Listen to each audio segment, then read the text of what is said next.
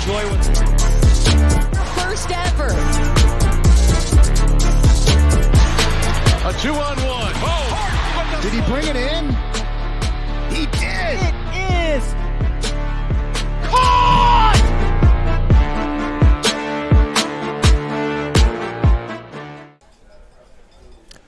Good morning, soccer fans throughout the Central Florida area, around the Sunshine State, throughout the country, and around the world.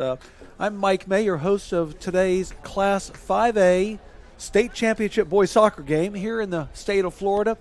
The event is conducted by the Florida High School Athletic Association, and we're broadcasting live from Orlando Health Stadium here on the premises of the Lake Myrtle Sports Park here in beautiful Auburndale, Florida. We're just a hop, skip, and a jump east of Tampa and about an hour to the west of Orlando, just to give you an idea geographically where we are.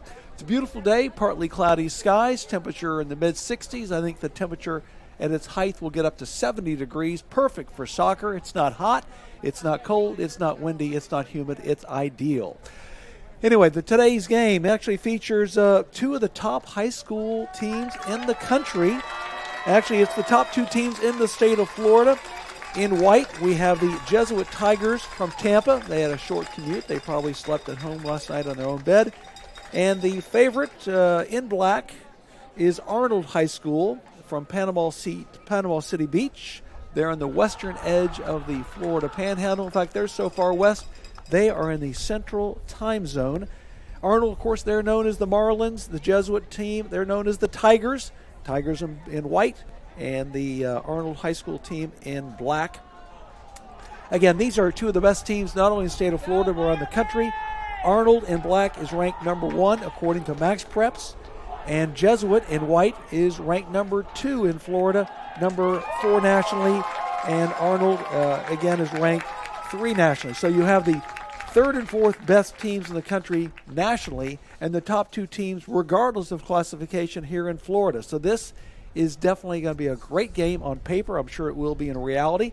And don't be surprised if we go to extra time or even penalty kicks. Though we've only had one match here in Auburndale this past week go to extra time and penalty kicks. So we're actually meant to kick off officially in 8 minutes.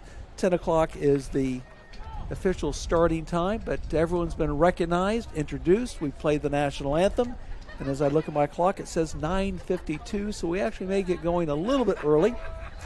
These two teams are here for a good reason. They're really good.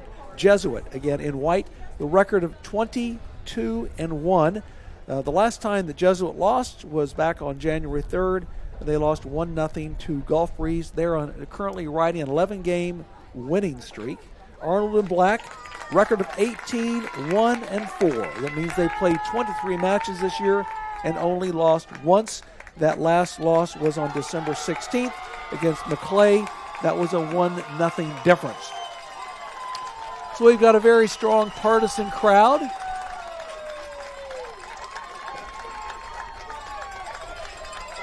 Looks like the Jesuit Tigers clan are dressed in their blue. And Arnold in black to my left. In fact, we have a smattering of fans all over the place donning their respective team colors. And we're now underway. Class 5A State Championship Soccer live from Auburndale. It's Jesuit in white versus Arnold in black. It's the Tigers versus the Marlins. I'm sure both teams have early game jitters, though. Talk to each other. They've played in these big matches before. I'm sure most of these players are travel players outside of their high school commitment. Of course, here in Florida, it is a high school sport in the winter. Throughout most of the country, it's either a spring or a fall sport. But we have such great weather down here. Why not play soccer in the winter?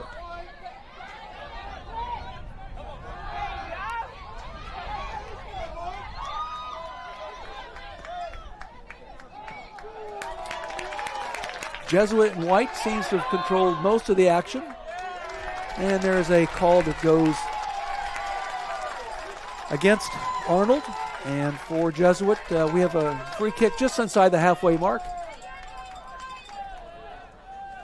Again, we're live from Orlando Health Stadium in Auburndale. It's Class 5A soccer, the two top teams in the state of Florida. And this may be one of the best matches you'll find at any high school level, to have the third and fourth best teams in the country facing off against each other in their respective state final. There's a nice cross, and it goes a little bit long and left. Goal kick to Arnold.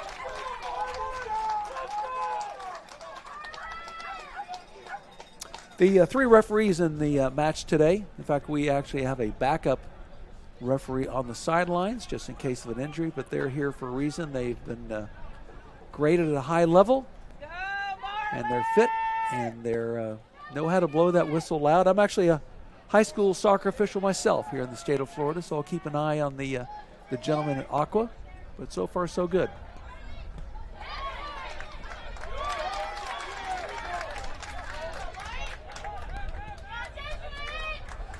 Early on, Jesuit seems to have the lion's share of the possession, though there's really only been one shot on goal, and that was off the mark. That ball was ruled to be out of bounds, and it'll be a throw in to Arnold. Arnold in black, they're the Marlins from Panama City Beach. They've probably come as far as you can possibly come for a game if you're playing in Auburndale.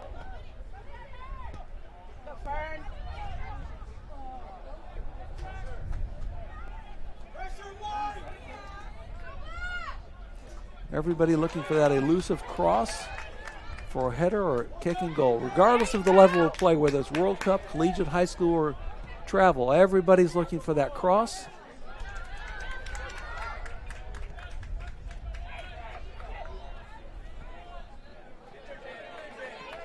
I expect good ball control, good passing, good control of the passes, accurate passes.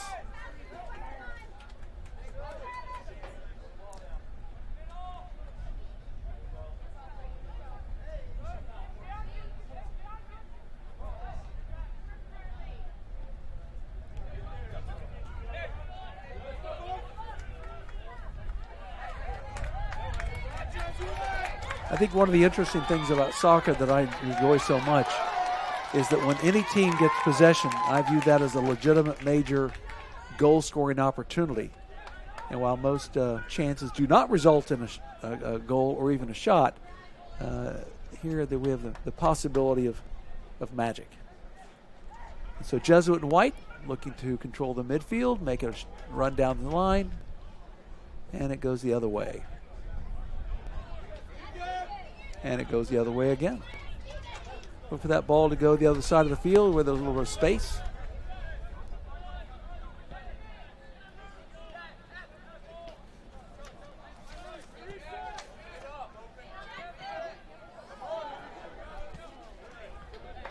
That's Tamoy Clark. He's doing a lot of east-west running, not north-south. Clark gets it again, controlling the midfield, looking for the right pass to the right guy at the right time.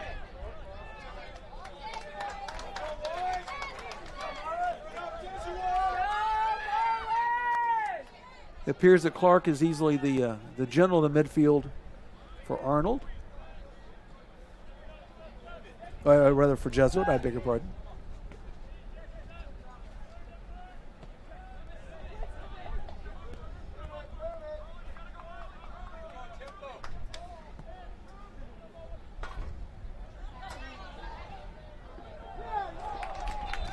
Goal kicks awarded to Black.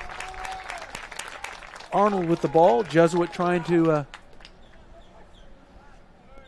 get that ball down the line for a cross and a chance to score a goal.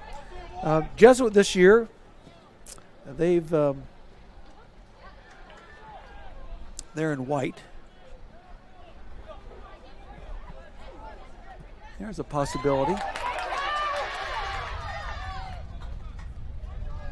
And Jesuit clears it, and it stays with Black.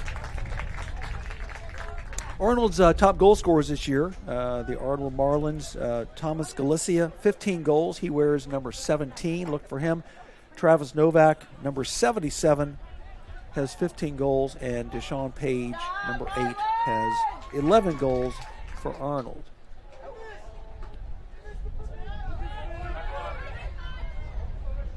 And a little push by Black, but referee goes, no, we'll just play advantage. No need to stop the game when the ball stays in the possession of Jesuit.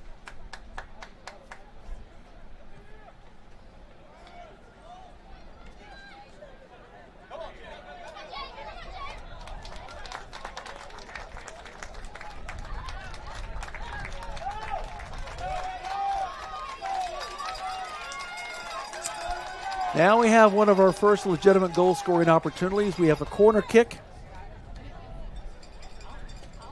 for Jesuit.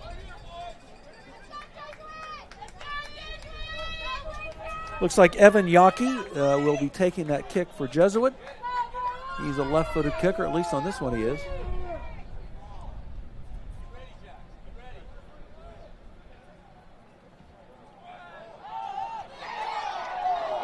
Wow. Great save there by Arnold.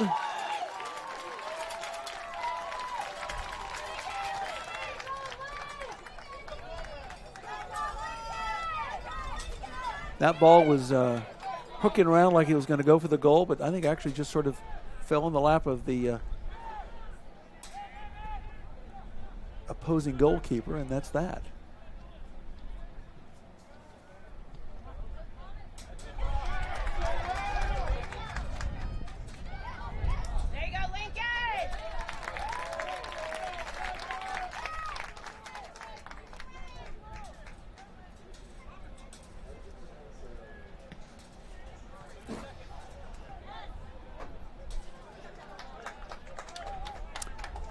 We're almost 9 minutes into this opening half. We have 40-minute halves here in the state of Florida. We will stop after about 20 minutes or so for a 1-minute water break. That's to make sure all the players stay hydrated. Player safety is actually the most important concern.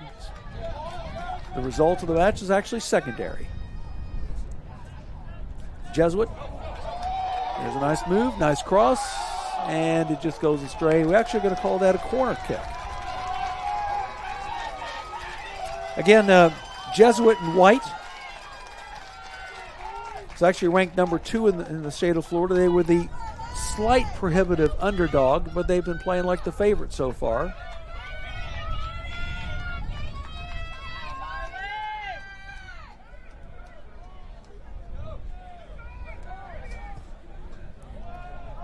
And that barrel goes long and curling, and we have a comeback.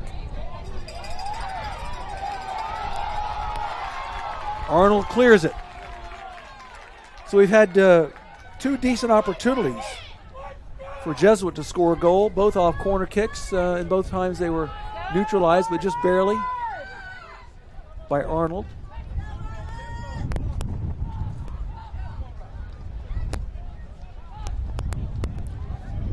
Isaac Parrish with a nice little pass there.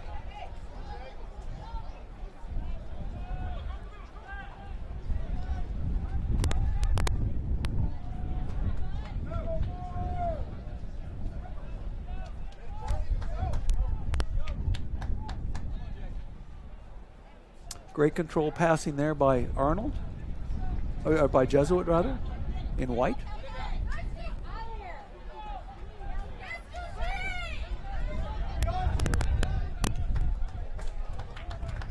Nice clearance kick there by Arnold.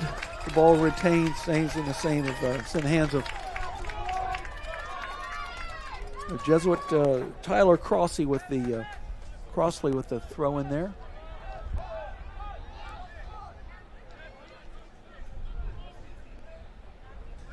The one player who's really had the least amount of action today is the goalkeeper for Jesuit. That's Hudson Piers, who actually has had 46 saves this year.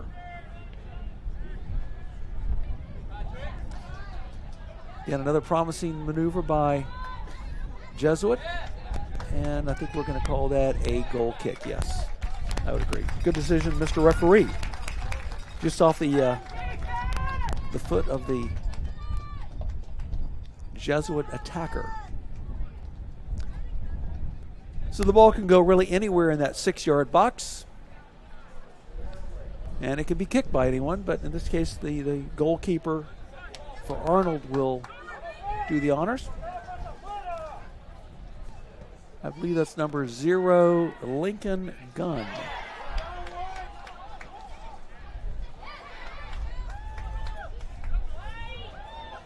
Again, Jesuits had the majority of the possession, and most of the action has been in one half of the field, and that continues to be the case. So we're now almost 12 minutes into the opening half of today's 5A state championship game for the Florida High School Athletic Association. We're live from Auburndale. Temperatures today in the mid-60s, approaching 70, ideal for soccer. And there's Jesuit just outside the box. Are they going to take a shot? And we do, but it's blocked by Arnold. Not sure of the call, but it looks like the white one kicked the black.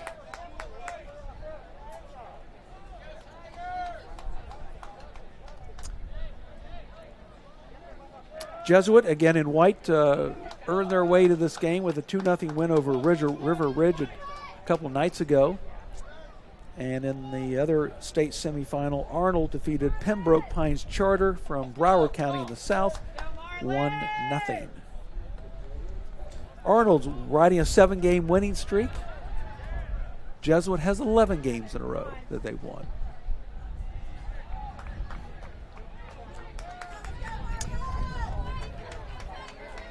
I say 7 wins in a row for Arnold, even though they have only lost 1 game all year.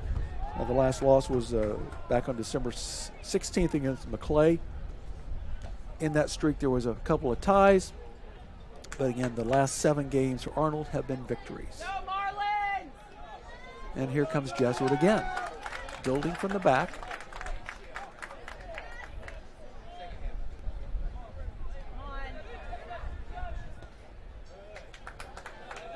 Jesuit's doing a great job of finding the open man, showing patience.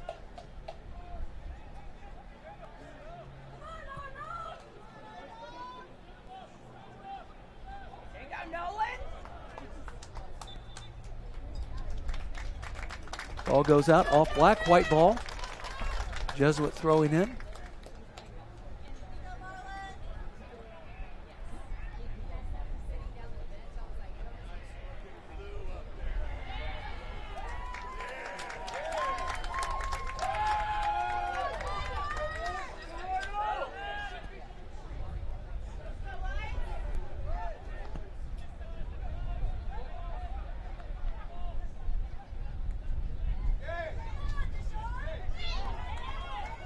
Nice turnaround maneuver by Jesuit and cleared by Arnold.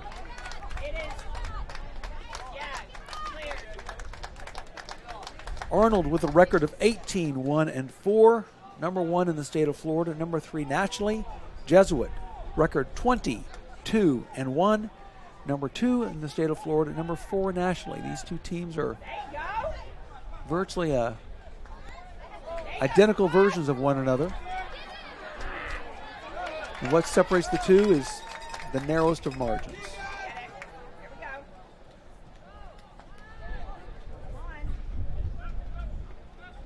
Top goal scorers for Jesuit this year, Patrick Wiley, number 88, the senior, has 21 goals. Lucas Book, number 9, has 11 goals. And Evan Yockey, the left-footed player, has 11 goals. He is number 12, and he is a senior.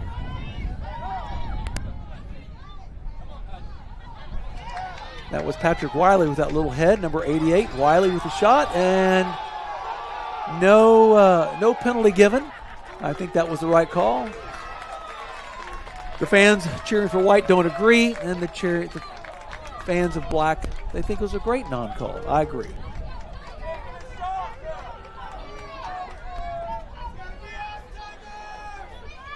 I think Wiley actually got his boot sort of wrapped up in the grass and the ball and just the commotion of the situation, but there's nothing intentional there that would deserve a penalty kick.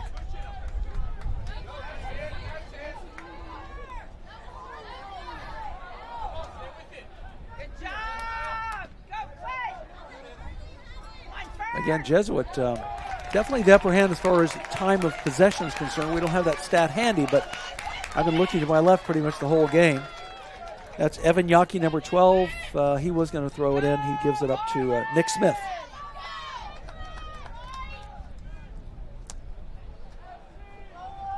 "17 minutes into the first half of today's 5A state final. Long throw in, looking for the header, looking for the kick, and Arnold gets the clearance. Ball goes back in.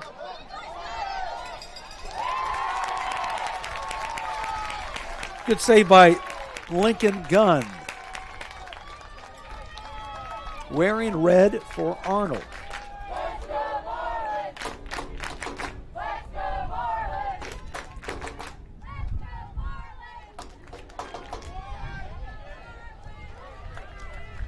One of the few times we've seen a throw in to Arnold. No score here in Auburndale. Zip, zip. 5A state final. Arnold in black, Jesuit in white. Arnold favored. Jesuits had the run of play so far in the first 18 minutes.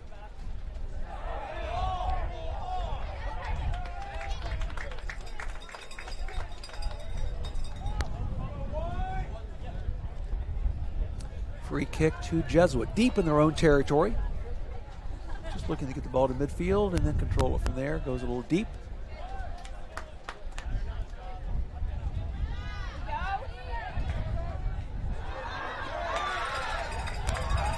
Here's a promising counterattack for Jesuit. If they can control that pass, and maybe, oh, great job.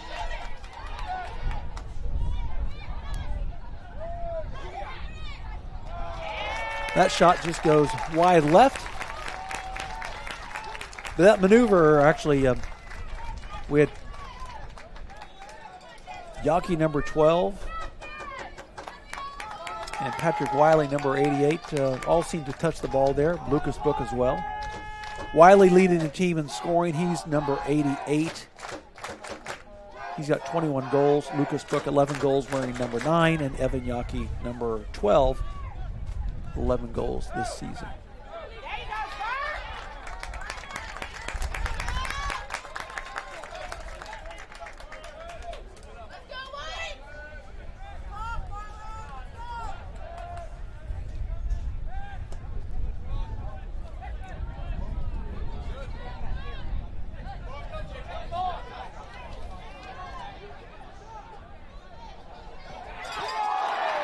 Great shot, great save. Wow.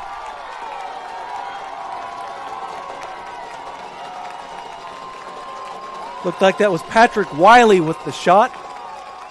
That was a rocket shot and an even better save by Gunn. I let the television tell all the pictures. Or I should say the computer. We're approaching the halfway point of the of this 5A state final, and it's definitely been all Jesuit. And that last shot by Patrick Wiley was a rocket, and it was just a brilliant save by Gunn for Arnold. Here comes Jesuit again. Charlie Dowman. You got Yockey. He's a naturally left-footed player, and he just loses control in the penalty box, but it stays in possession of Jesuit. I'm sure when that ball goes out of bounds, they will have their 1-minute water break, but until then, play continues. Here comes Arnold, and there goes Jesuit.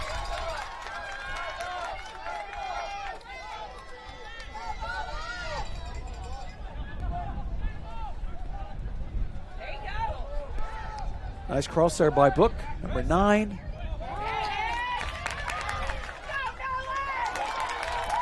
And here comes Arnold. This is by far their most promising attack of the day. But they've only got 2, and Jesuit's got at least 5 defenders back there. Do we have a shot on goal by Arnold? Jesuit says no. We're going to go the other way.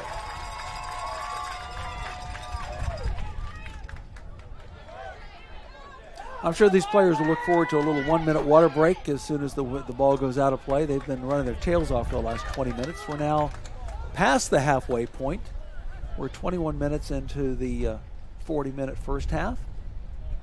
And the game seems to have come to a slight standstill, as it often does, and it'll pick up pace quickly. And here comes the Jesuit attack. Good call there by the referee. I agree with that one. That was definitely a takedown. It wasn't intentional. No need for a card. But don't be surprised if Jesuit takes a shot on goal. If I were the goalie for Arnold, I'd be ready for a shot on goal.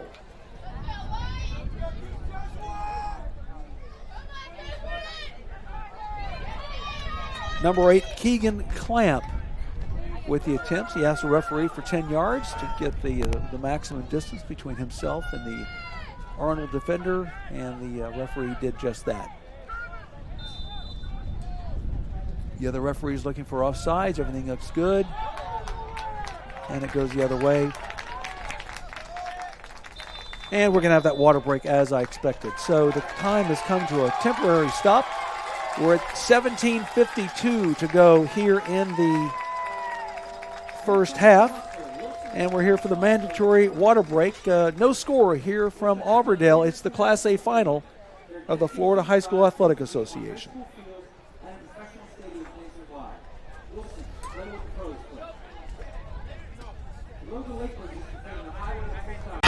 What rhymes with great? Participate. Where does greatness start? Here, in the classroom. On the stage. In the pool. On the field. Where will your greatness take you? To better grades. To more friends. Yeah! Be great. Participate!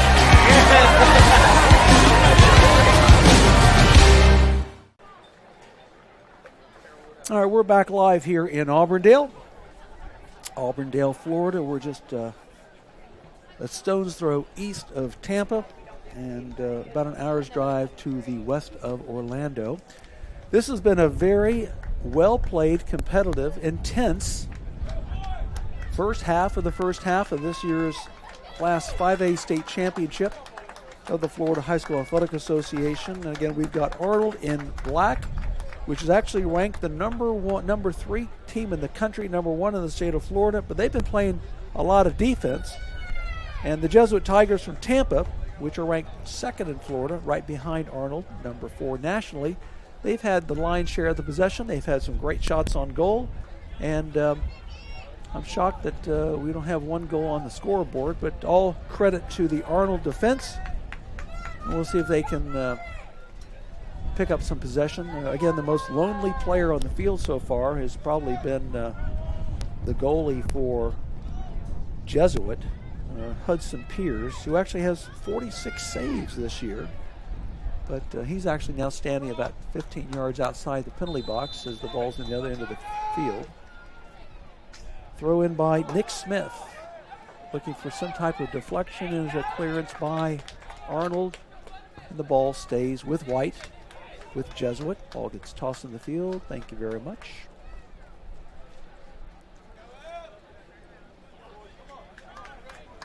Evan Yockey has got a great left foot, throws it in to Luke DeGenova. Actually, that was number 17. I misread the number there. Jonathan Diani. But the ball stays with White.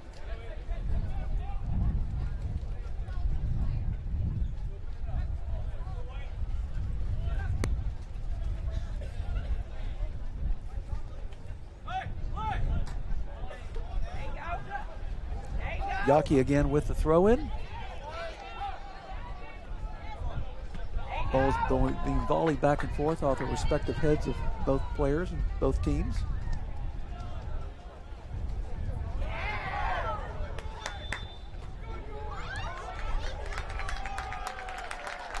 That's the referee feels the ball needs to stay with Arnold. No score from Auburndale. 16 minutes to go here in the first half.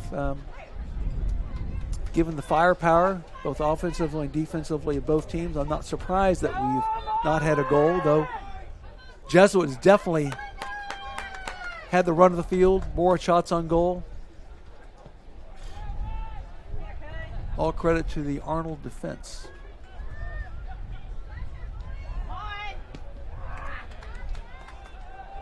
Looks like they're playing a little version of kickball. Ball's going back and forth, left and right.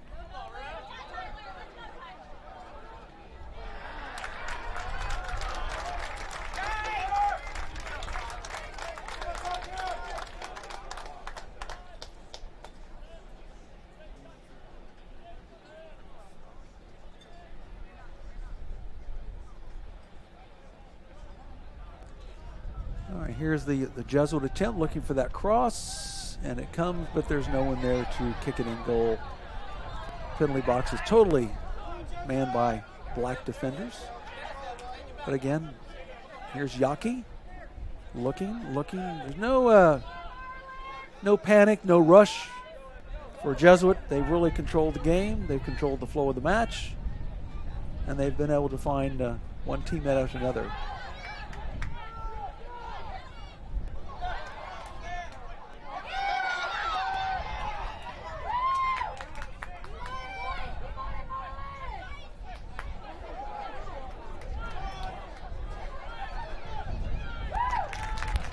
Back and forth, left and right.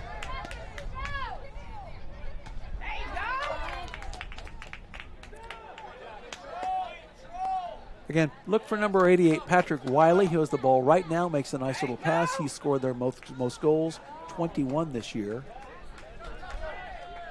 Book with 11, Yaki with 11.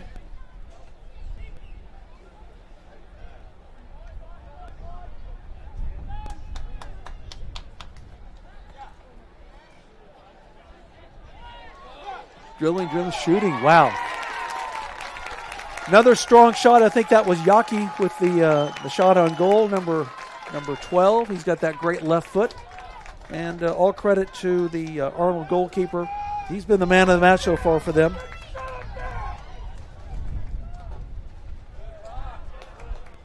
Lincoln Gunn.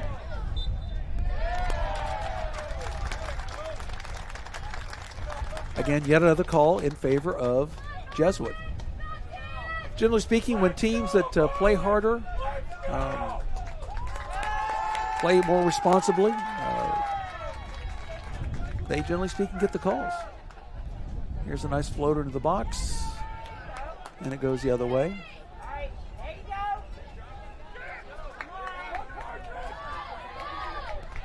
At this point in time, if Arnold's going to score a goal, it's going to be sort of a breakaway attack.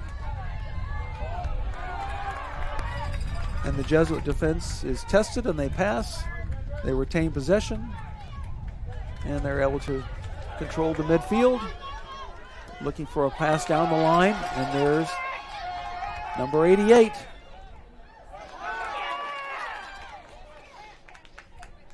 Patrick Wiley, the ball goes off. I think we're going to call that a goal kick, yes. Patrick Wiley, number 88. He's been playing well so far. And again, Jesuits had two amazing shots on goal, one by Wiley, one by Yaki, and both were saved by Arnold's goalkeeper. That, of course, Lincoln Gunn.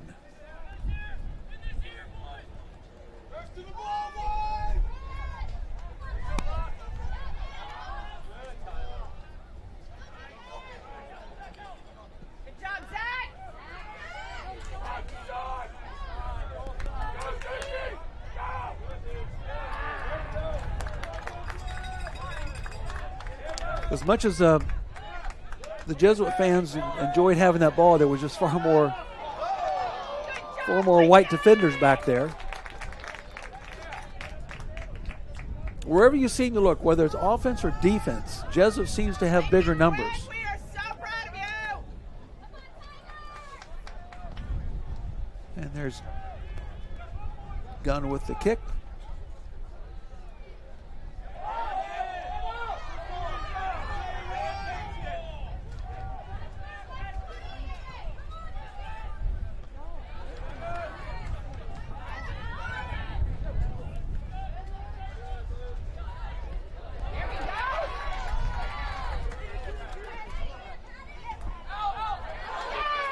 Good way to control that ball for Jesuit, for Arnold.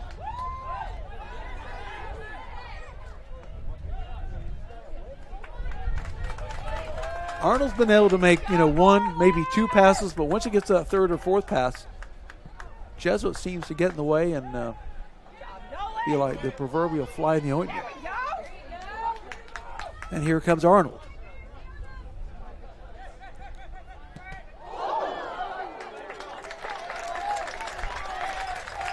The ball is deflected off the head of Charlie Dowman.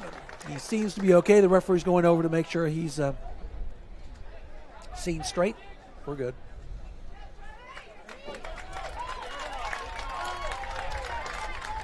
Josh Moore with a throw in for Jesuit. We've got about 10 minutes left in the first half. Scoreless from Auburndale. Jesuit in white, Arnold in black. Moore with the throw in, waiting for a little substitution. Off the field is Jet Chandler. And we're just checking on identification of the player who's just come in.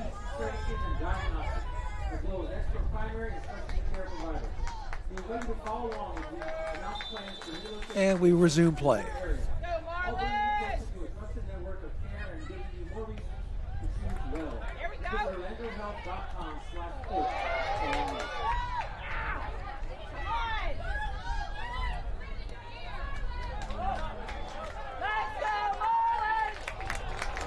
A little errant pass there by Jonathan Diani for Jesuit. Nice little back flick. And that goal scoring attempt was neutralized by Jesuit. By Jesuit.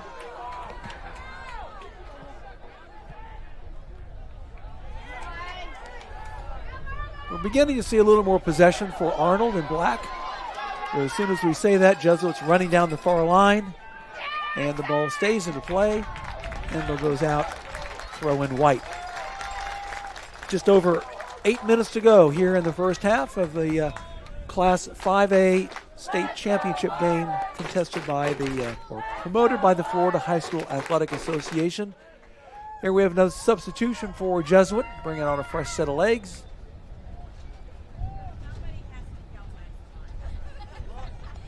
Looks like Brock Edelman on the field for Jesuit.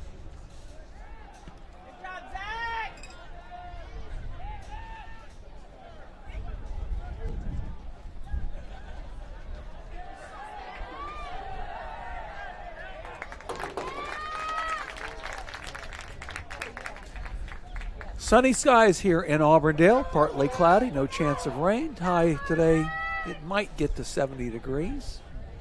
No humidity at all, no wind, no rain. Perfect conditions for soccer. The beautiful game as we all get to know it.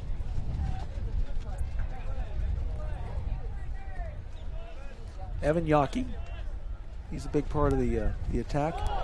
There's a little miscue there, it was unexpected.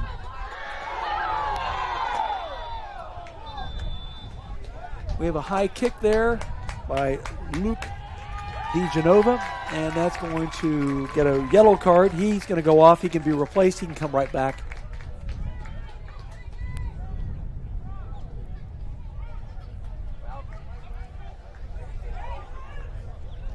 Looks like Tyler Crossley, number 12. Or is that 17? Trying to decipher the number from up here. Number 17 is their goal-scoring phenom, Thomas Galassia. I think that's who that was, who was the victim of the high kick. So it'll be a free kick to Arnold. They're about 15, 20 yards outside the penalty box, well within the range of whoever strikes that ball. Looks like it might be number 29, Zachary Hotop. H-O-T-O-P, not quite sure of the pronunciation there. Hotop.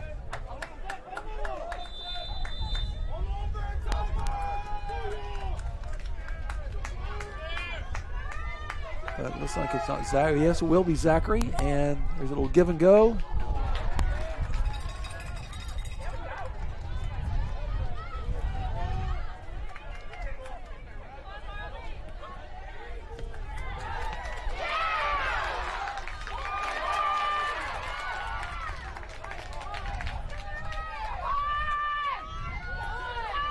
Arnold beginning to get a little more possession on offense, showing promises of maybe a goal-scoring opportunity. But just as Arnold's been defiant in defense, so has Jesuit been. They've both been rock solid at the back.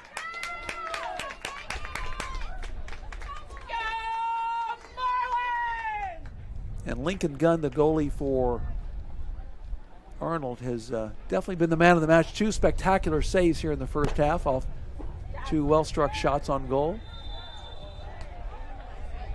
And the referee says, I don't like what I see. We're going to give the ball, keep it here to Black. One of the Black players is down. He's in a little bit of pain, but I don't think he should be able to. If we bring on a athletic trainer, then the player will definitely have to be subbed out. Is he going to get up? Teammate says, you can do it. Gives him a helping hand.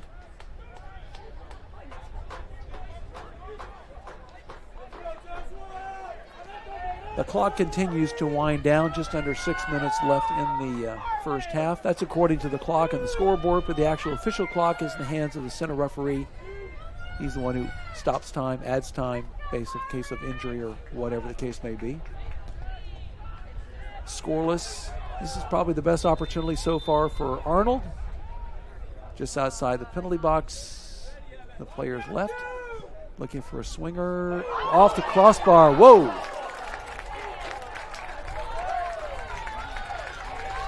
Great save by Hudson Piers. That ball went off the crossbar, back into the field of play, cleared into touch for a corner for Arnold. So both teams have had a chance to score a goal. They had both have had on-target shots, and now we have a corner to Arnold in the far right-hand side. Will it swing into the goal just beyond? Nice little shot just over the crossbar. So it looks like in these last few minutes, the Arnold attack has woken up. So now we have a goal kick to White. 4 minutes and change. Here come the Tigers.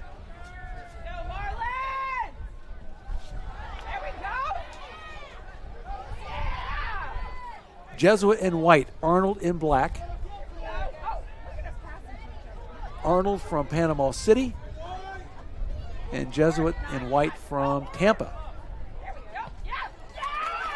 So it's a West Florida battle versus a far Western Florida battle. Florida, western edge of the panhandle for Arnold.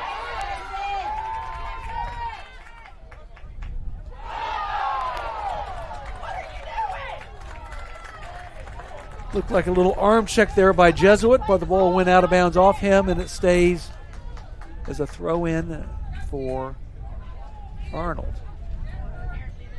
Arnold fans didn't like that. The Jesuit fans said, that's soccer. Number 29, Zachary. Looks like that's number 23 down there. Lachlan Ing.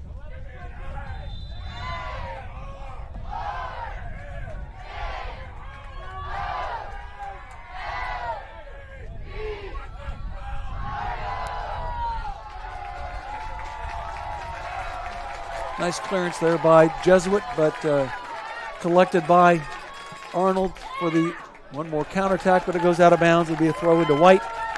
Under 3 minutes to go. I wouldn't be surprised if this game ends up deadlocked after the first 40 minutes. Referee asked for a stoppage of time. We're going to have a quick sub. Departing the field is number 29, Tyler Trombley.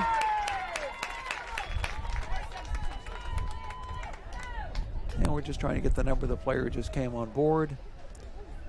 Number 13, Lucas Ruiz for Jesuit. And Ruiz will be the one making the throw in. Looks like that off the back of White. It'll be a black throw off the back of Lucas Book.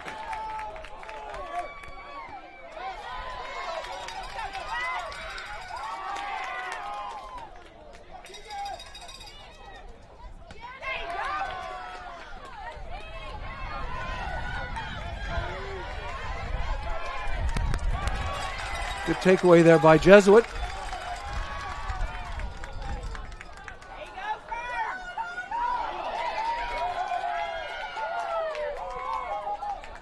Both teams' defenses have had a response to their opposition's attacking moves. Here's a shot on goal and saved by Hudson Piers. He's been rather busy the last couple minutes, though the first 35 minutes he was fairly lonely down there.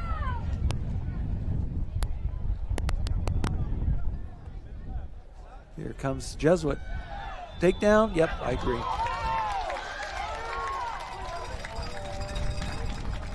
We stopped the clock, and we're going to give a yellow card for that. I'm not so sure that was the right call, but I'm not as close as the referee. This game has actually been very well officiated so far. They've made pretty much every call has been spot on, accurate. And the clock, which has been stopped while we do the documentation on the yellow card, looks like we have exactly 1 minute left here in the first half. So we got a free kick to White. They're close enough to go for a goal, though wouldn't be surprised if we have a shot sort of swing in from right to left for a teammate to head it or kick it in. I'd be shocked for a shot, shocked if the shot from this distance went in, because the goalkeepers are all pretty athletic, handy, quick, agile, strong, alert.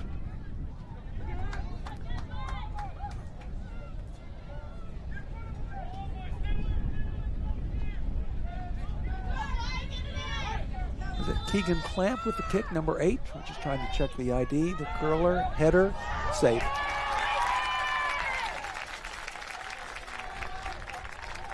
Great job by Lincoln Gunn, the goalkeeper for Jesuit, for Arnold. And his punt down the field goes 2/3 of the way, and it ends up in one of his teammates' possessions.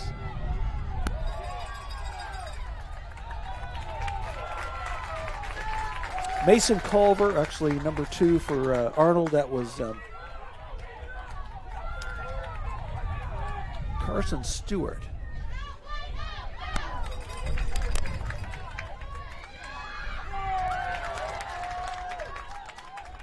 As that ball goes out, I'm looking at the clock. We're down to less than 10 seconds. I'd be shocked if we go much more than 10, 12 seconds. That clock has been a fairly accurately prediction of the flow of the match, and the referee puts the whistle to his mouth. And as we get down to 0-0, he blows it and says, "We are at halftime." No surprise, it's been a well-contested back-and-forth game here in the 5A state championship. Jesuit in white, Arnold in black. Arnold was the early on-paper favorite as the higher-ranked team, but barely. But Jesuits had the run of the flow. They've had more shots on goal, more accurate shots. They've dominated possession. But just as the Jesuit possession's been strong, the Arnold defense has been even stronger. So with that, we're going to take a short break, and we got about a 10-minute halftime. We'll come back shortly with a recap of the first half, but it's been great game so far, and I expect more highlights in the second half. We're live from Auburndale, the FHSAA State Championships. High school sports fans, relive your favorite moments. Just click the shopping cart below the video player to get your digital copy today.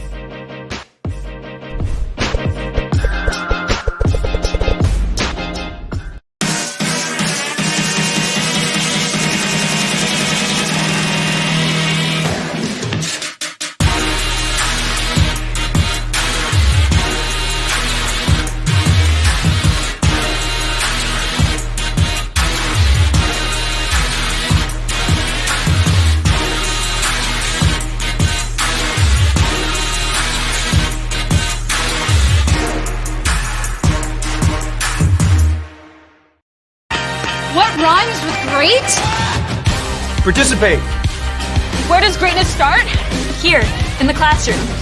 On the stage. In the pool. On the field. Where will your greatness take you? To better grades. To more friends. Be great.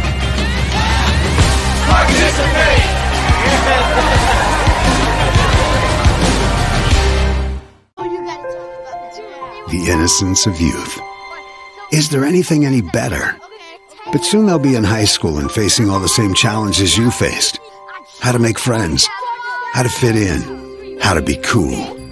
We want our children to have everything they'll need to live fulfilling and productive lives.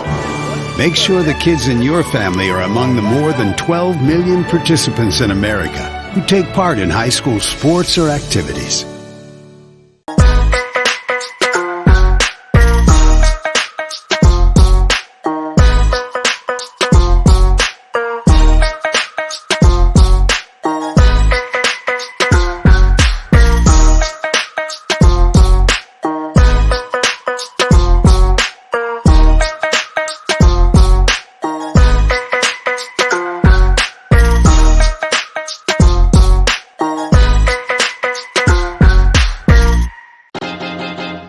High school sports fans, relive your favorite moments. Just click the shopping cart below the video player to get your digital copy today.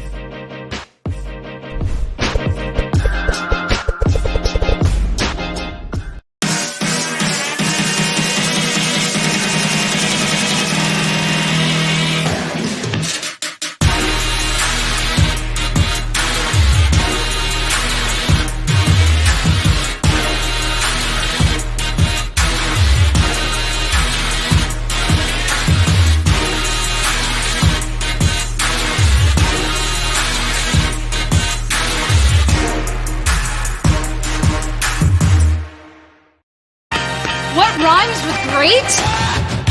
Participate. Where does greatness start? Here, in the classroom. On the stage. In the pool. On the field. Where will your greatness take you? To better grades. To more friends. Be great.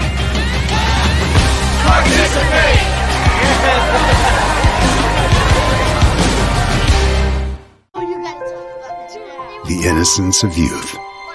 Is there anything any better? But soon they'll be in high school and facing all the same challenges you faced. How to make friends, how to fit in, how to be cool.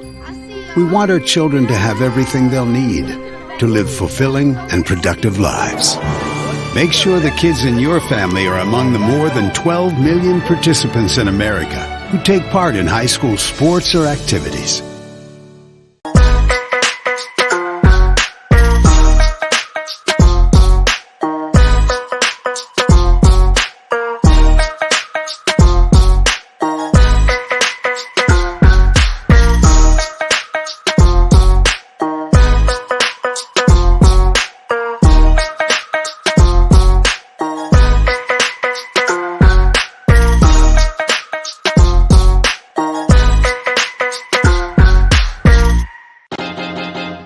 High school sports fans, relive your favorite moments. Just click the shopping cart below the video player to get your digital copy today.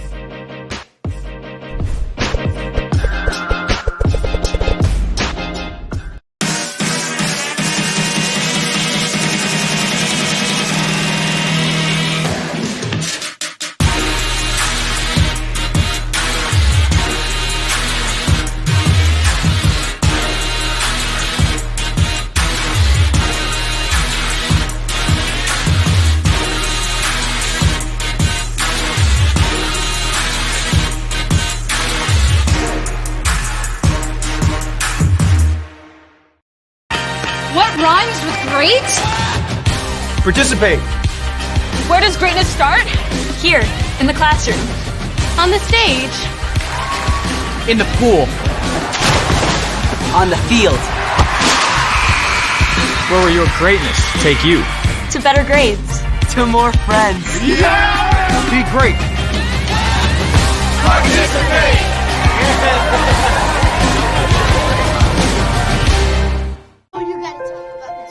the innocence of youth. Is there anything any better? But soon they'll be in high school and facing all the same challenges you faced. How to make friends, how to fit in, how to be cool.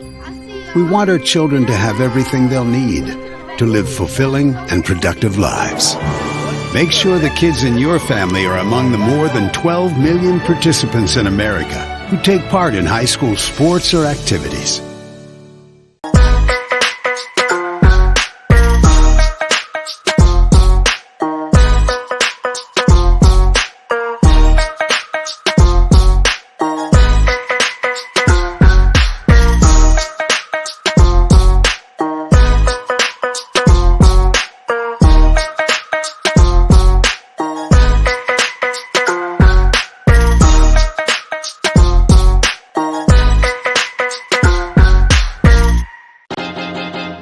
High school sports fans, relive your favorite moments. Just click the shopping cart below the video player to get your digital copy today.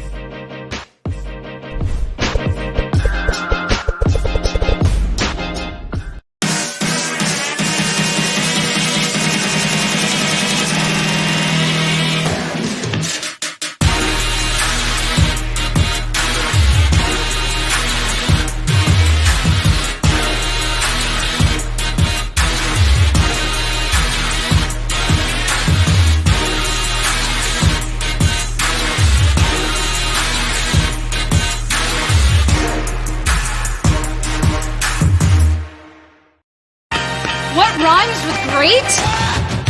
Participate. Where does greatness start? Here, in the classroom. On the stage. In the pool. On the field. Where will your greatness take you? To better grades. To more friends. Be great.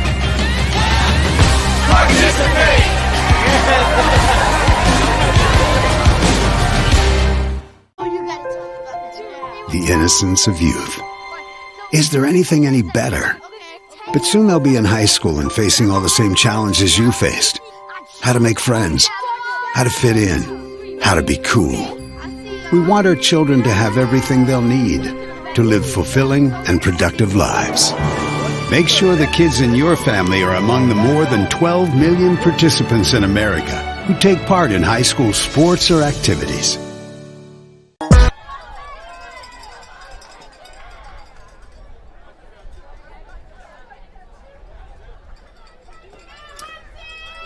Hello, soccer fans. Mike May back here in at the Orlando Health Stadium in Auburndale, Florida. We're on the premises of the Lake Myrtle Sports Park. It's a multi-field complex that seems to cater to soccer and rugby and baseball and softball and flag football and things like that. And this is the Class 5A state final for the Florida High School Athletic Association. We've got Jesuit, the Tigers from Tampa in white, versus the Arnold Marlins in black from Panama City. Right now the score is 1-0, but the time of possession battle has definitely been won by Jesuit in white. They've been the more active team, the more athletic team, and again, they're pressing the Arnold end of the field. Both teams have had chances in the first half to score. Great goalkeeping on both parts to keep the game scoreless. Again, here in Florida, we have, and I think throughout the country at the high school level, we have 40-minute halves. And down here, we actually have a 1-minute water break around the 20-minute mark, just to keep everybody hydrated. And we've just started the second half, and Jesuit in white continues with possession, deep in their own end. Just want to give a little plug while we can. The center ref today comes from Miami, the Greater Miami Athletic Conference. It's Jorge Escobar. And his two sideline officials, the assistant referees, David Vardy from the High School Sports Officials of Central Florida, and Rick Richardson, also from the High School Sports Officials of Central Florida. And the fourth referee in the far sidelines, just in case we have an injury, is Dawson Hinkle, he's also with the Central Florida Ridge Soccer Officials Association. So 4 different officials from 3 different parts of the state, all working together as a great team and they've done a pretty good job so far. I'd say excellent is a better way to describe how their performance has been. The score is 0-0, not because of the officials, but because of the play and the defense of the two respective teams. Jesuit with the ball. We're just 2 minutes into the second half, scoreless from Auburndale. Up for grabs, glory, history, and the memory of a lifetime to be a Florida State champion in soccer. Not only are these two teams the best in 5A, we have 7 classifications here in Florida. They are actually 2 of the best in Florida. In fact, they are ranked number 1 and 2 in Florida. If there's any 2 teams you'd like to have in a final, boys soccer, it's the ones that are ranked first and second. They just happen to be in the same classification. Arnold in black is ranked number 1. And Jesuit white is ranked number 2. Nationally, Jesuit's 4, Arnold's 3. You might well be seeing one of these young men on a Team USA roster at a World Cup down the road. You never know. I'm sure most of these players will go on to play some type of college soccer, whether it's NCAA 1, 2, or 3, or at the NAIA level, National Association of Intercollegiate Athletics. Here's another Jesuit attack, and that shot goes right over the goal. That was number 12, Evan Yockey. Yockey's had a good game so far. He's had a couple shots. One has been saved. A couple have gone over the goalpost, but he's been able to infiltrate the Jesuit defense, or the Arnold defense, and get into the penalty box for a shot on goal.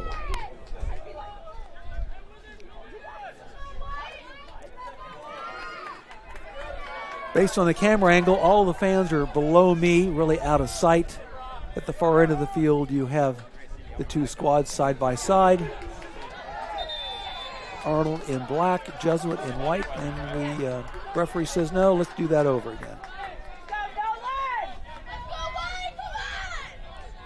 Nolan Kavoris throwing for Arnold in black.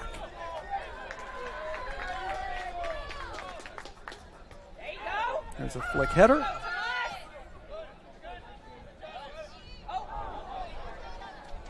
That's a good non-call by the...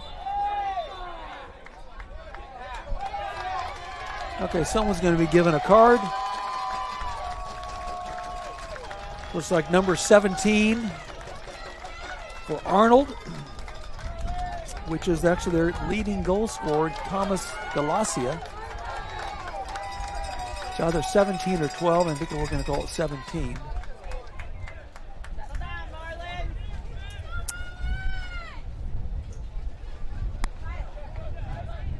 I must say the numbers on the jerseys for Jesuit are a little easier to read than the numbers on the jerseys for Arnold. I know some teams like to be rather creative with how their numbers are, but for broadcasters like myself, it's nice to have a clear number that you can see and decipher. We certainly don't want to misidentify the wrong player. Jesuit, again, they've had the lion's share of possession, and that trend continues in the second half. They show lots of patience. If it doesn't go open up to the right, they kick back to the left. They just reverse the direction.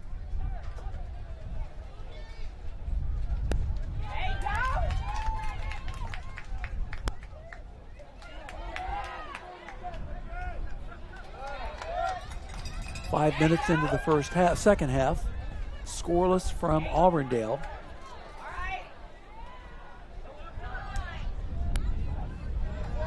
And here's another promising maneuver by Jesuit. Nice through ball, and it's scooped up by Hudson Pierce. Hudson Pierce in red is the goalkeeper for Jesuit, for Arnold.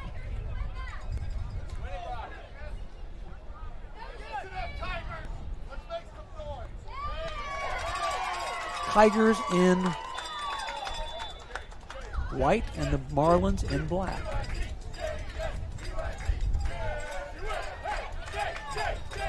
So we have an indirect kick for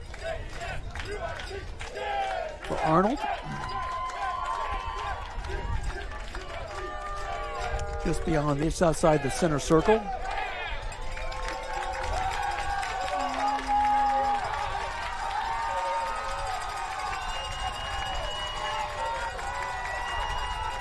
Looks like Zachary Hotop with the kick into the box. There's a flick. Arnold retaining possession. It's 1 versus 3.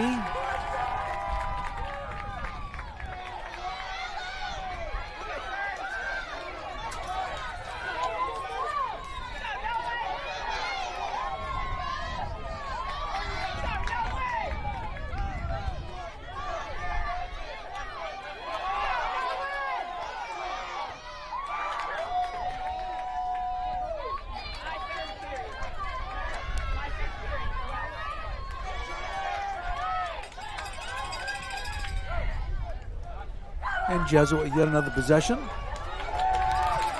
Here we go. Nice pass. Goal! Wow, good back and forth. Patrick Wiley, number 88, with his 22nd goal of the year.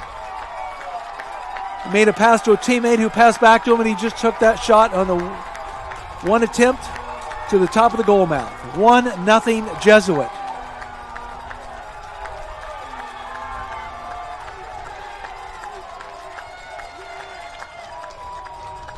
And I can see Arnold with their little huddle saying, whatever they've got, we've got the same. Don't be surprised for an aggressive attack by Arnold.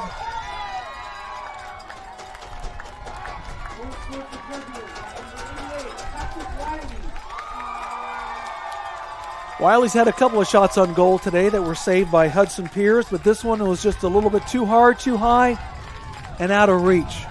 1-0 Jesuit.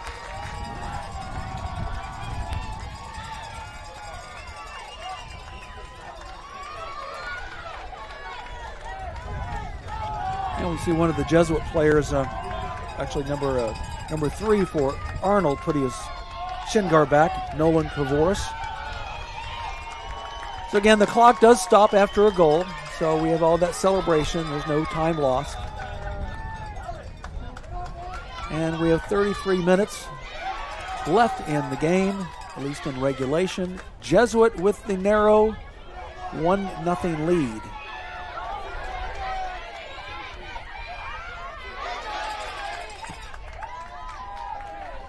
I'm sure the competitive fire for Arnold will increase a little bit. I don't want to say there's going to be a sense of desperation, but there'll be definitely a sense of urgency. Just to play 50-50 ball is not good enough. Again, Arnold ranked number 1 in the state of Florida, number 3 nationally, trailing Jesuit, which is number 2 in the state of Florida and number 4 nationally. Patrick Wiley, the senior for Jesuit, with the goal wearing number 88. It's a very distinct number, somewhat odd for soccer. Most goal scorers have the number of 9 or 11 or 12.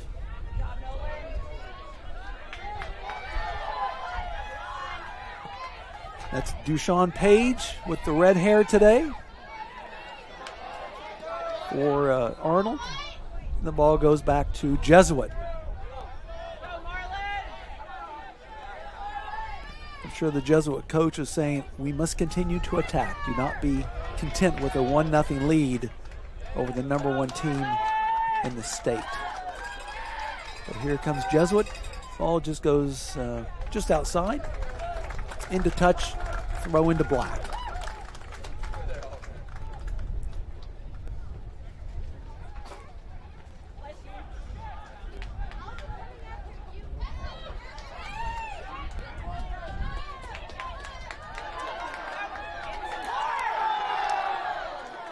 Yep, takedown. We're going to give that ball to black. They're going to have a free kick.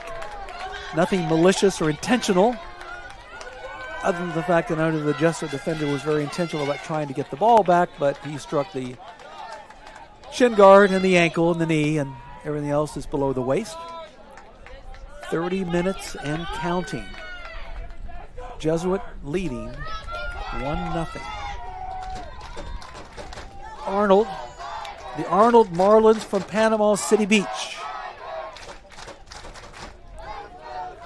the western edge of the Florida Panhandle. I'm sure they've had some chilly games up there this January and February as that cold winter weather went across the state.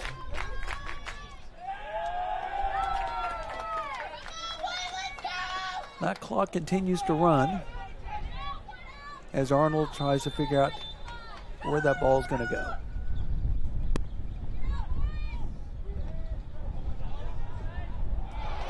And just to the left of the goal, it'll be goal kick to White.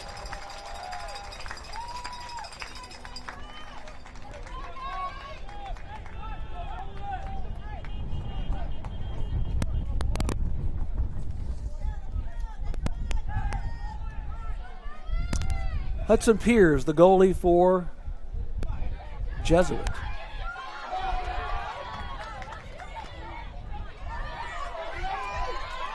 Page with the pass and the give and go. And it goes back to White and back to Black.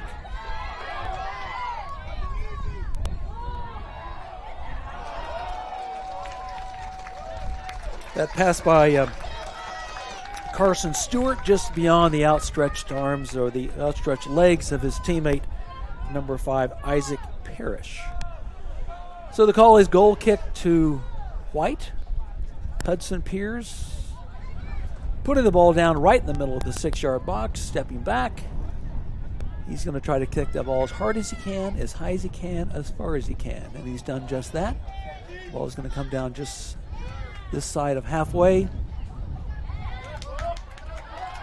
And it's Jesuit with the ball.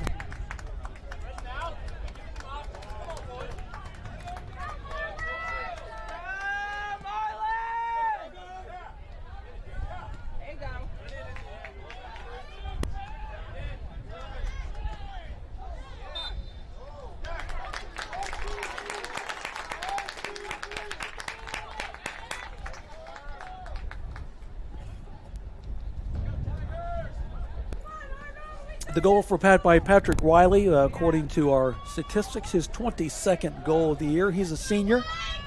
I'm sure there's nothing rather he'd do in his last game of his official high school career is to score the game-winning kick, game-winning goal in a state championship game. So far, that is the case. That is the storyline.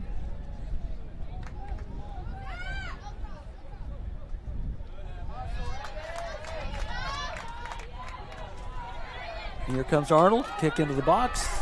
A little bicycle attempt there is unsuccessful. Jesuit clears it down the right touchline, and it stays in bounds and goes off Black. White ball. 27-37, 27 minutes, 37 seconds, and counting. And we have a throw in for Jesuit.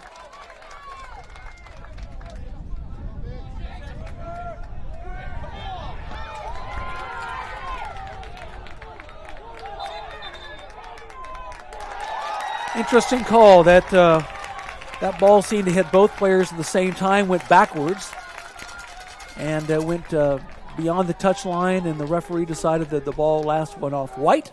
It's going to be a Black corner kick. I think had he decided it was going to be a goal kick, no one would have disputed it. But usually in soccer, if the ball does go one way out of bounds, it's going to be a throw-in or a kick the other way, because usually the team that's trying to go that way is the one that propelled it. So now we have a crowd of players along the goal mouth, and there's a kick, and it's just deflected by the hands of Hudson Piers. Nice little save there by Piers. He had 46 saves coming into the game today. I think he's had 3 or 4 today. That would bring him up to close to 50, and that was a big one because that ball was swinging into the goal. He just tipped it long, and now we have another goal corner kick from the other side. This ball will swing around towards the goal mouth. And that's a little too low.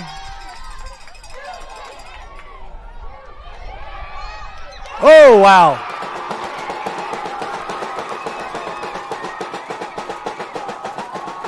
One kick by Arnold, ended up in the foot of another teammate just outside the 6-yard box. He corralled it, turned, saw the opening, shot, goal, 1-1. Just waiting on the identity of that player who scored the goal for Jesuit, for Arnold, should I say. That knots the game. Travis Novak, number 77, with the goal. That's in the 26th minute. So the score is back tied, 1-1. Arnold in black, Jesuit in white. After a first half of no goals, we've had 2 goals here in the first 15 minutes of the second half, and I'm sure there'll be one or more to follow.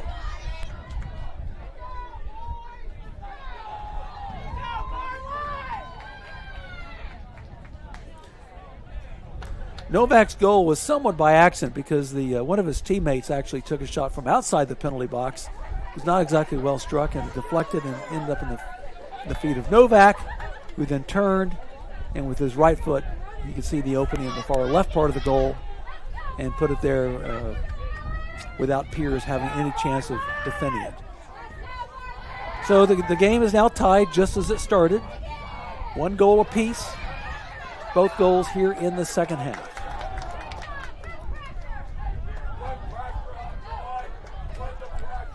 I know we still have another 15 minutes left or 25 minutes left of regulation play, but I would not be surprised to see this game go to extra time. What is extra time? 2 10-minute halves. It's not a golden goal. It's 2 10-minute halves like it's a new game. And if it's tied after the 2 10-minute halves, then we go to penalty kicks, where both teams will be given 5 attempts. And it's the best out of 5 wins. And if they are tied after 5 attempts, then it becomes sudden death. Penalty kicks. And you go 1 kick at a time. But we're still a ways away from penalty kicks, but just wanted you to be aware of the rules of the game. And again, if we do go to overtime, it is like a completely different game. It's a game that's 20 minutes long, 2 10-minute halves. You can score all the goals you want. We can have, but if it's tied after that, then we go to everyone's favorite, or everyone's lack of a favorite, penalty kicks. Corner kick here for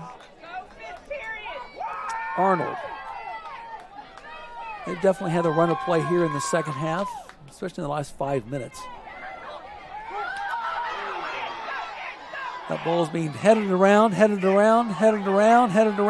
it's being... I don't think I've ever seen a game where there have been so many heads in that 6-yard box. Wow. Had to be at least 4 or 5. In the meantime, the goalie's probably thinking, let me have it. I'm sure his voice was quite loud down there, but he could not able to get to it and kick it out or even hit it out. 17 minutes gone in the second half, 23 minutes left in regulation. It's tied 1-1. Jesuit won. And Arnold won.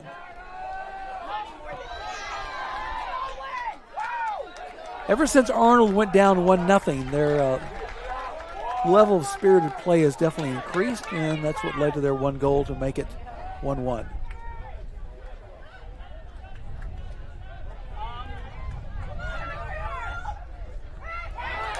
And here comes Arnold again, a little deflection.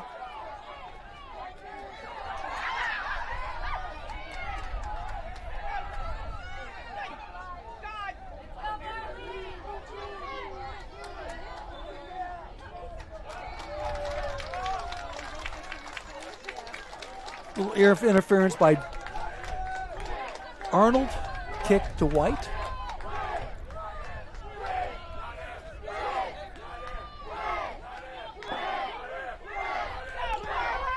Just a nice long ball through. And we have a push off against White. That was a good call.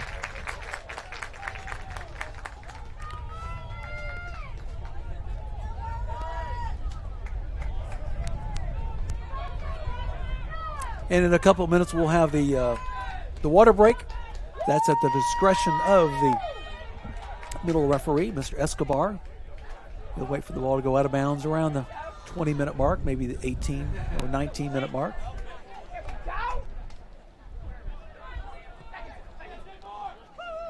Here's a nice through ball for Arnold.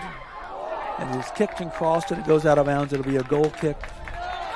Actually, we see Mr. Escobar, our middle center ref, said there was a slight deflection, and the ball went off Blackfoot and then Whitefoot, and it's now a corner kick for Arnold.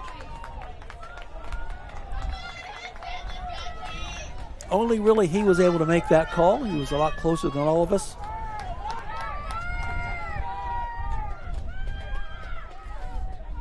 Okay, so Arnold has a little huddle out near the edge of the penalty box, and everybody crowds around that line. There's the kick, it curls in, and nice snag by the goalkeeper, Hudson Piers.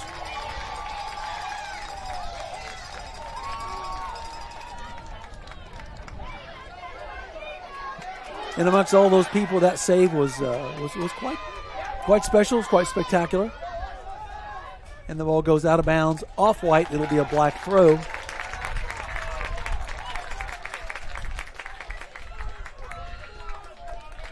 I guess the referee's going to let a little more time go off before he has the second half intermission.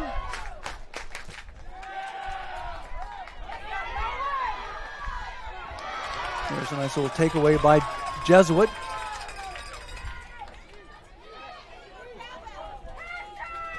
That was Keegan Clamp, number 8. And Luke DeGenova. And Clamp again. Clamp again, looking for the through ball. A little bit too hard. And it's scooped up by Lincoln Gunn, the goalkeeper for Arnold. 1-1 the score. We're about seconds away from a second half water break.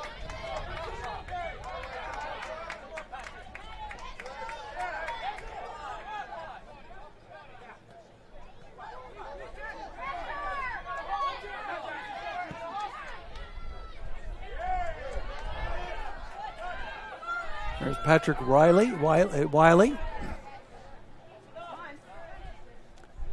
He's the one who scored the goal for Jesuit.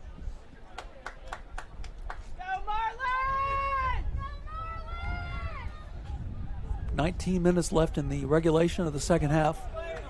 As soon as that ball goes out of bounds, we'll probably break for a water break. But Jesuit would like to go up 2-1 if possible. There's a kick, and it's corralled by Lincoln Gunn. He called for it just like a center fielder in baseball. He went up, caught it, no big deal. He trots out to the end of the box for his big, tall, long punt.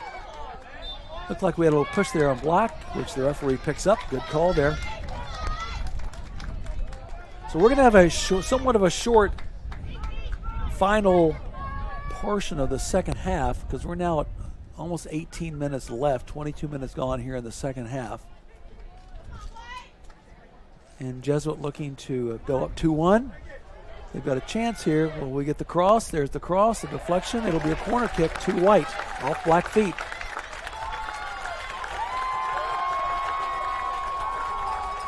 If for some reason Jesuit's able to score a goal here, we'll have the water break, and that leaves an even shorter response time for Arnold. Assuming, of course, the ball does go in the net. Here's the corner kick by Curler.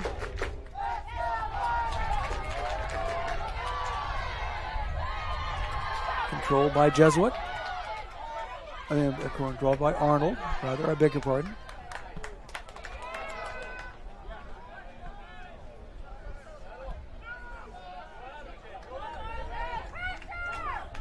He's onside. Great defense there by Arnold. Nice through ball by Jesuit.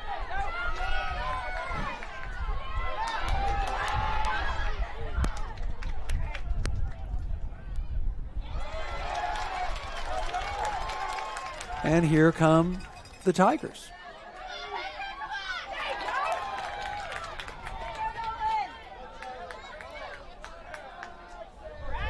Patrick Wiley out to the right, number 88. He'd love to score a goal right now. In fact, anyone would love to score a goal right now.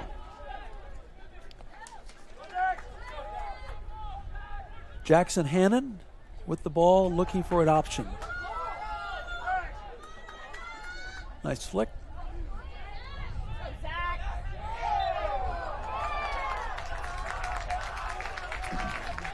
Push on white against black. Interesting. We're going to have a water break right now. Even the ball did not leave the field of play. Is usually the choice. We'll come back and in about a minute, and we'll have the balance of the second half. The score is 1-1 in the 5A final here in Auburndale. What rhymes with great? Participate. Where does greatness start? Here, in the classroom. On the stage. In the pool. On the field. Where will your greatness take you? To better grades. To more friends. Be great. Participate!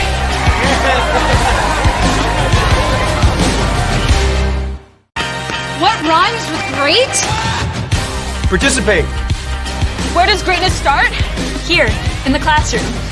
On the stage. In the pool. On the field. Where will your greatness take you? To better grades. To more friends. Be great. Participate!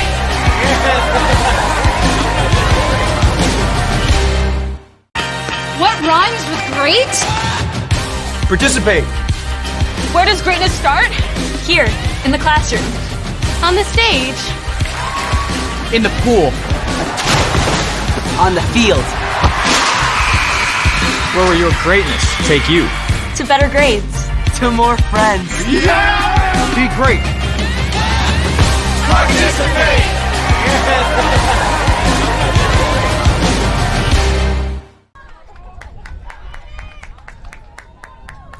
All right, we're back at Auburndale. The score is 1-1, Jesuit and Arnold. And we have 16 minutes and 21 seconds left in the match. So we've got a free kick here for black, which is Arnold. Arnold, of course, the Marlins from Panama City Beach. Both goals have been scored in the second half. The first goal was scored by Patrick Wiley of Jesuit. And then a few minutes later, the equalizer was put in the back of the net by number 77, Travis Novak, for Arnold.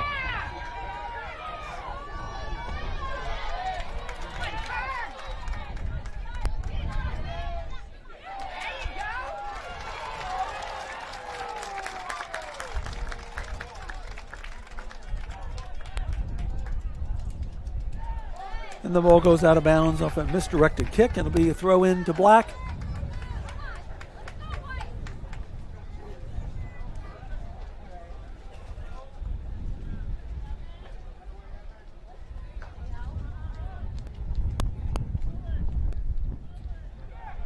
Here's Patrick Wiley, should I say.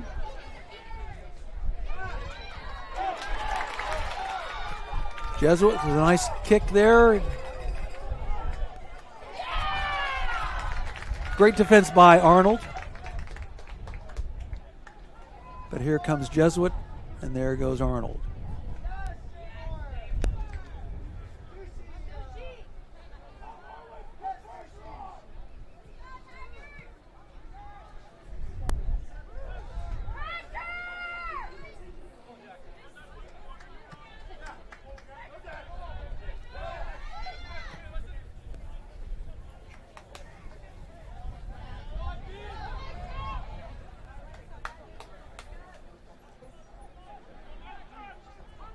Nice methodical play by Jesuit. No hurry, no rush. Let's just be very pragmatic. And we have a kick that goes off black, and we have a corner to Jesuit. The Jesuit Tigers from Tampa. They scored first. Arnold, the Marlins from Panama City Beach. They equalized a few minutes later. We're now to the last 15 minutes of this 5A state championship game. We're all tied at one. Corner kick, Jesuit.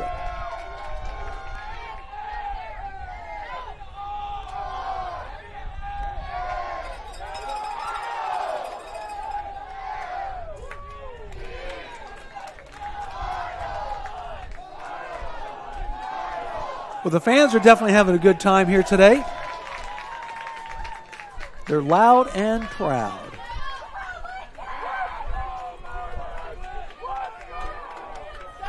Great day for soccer here at the Orlando Health Stadium in Auburndale.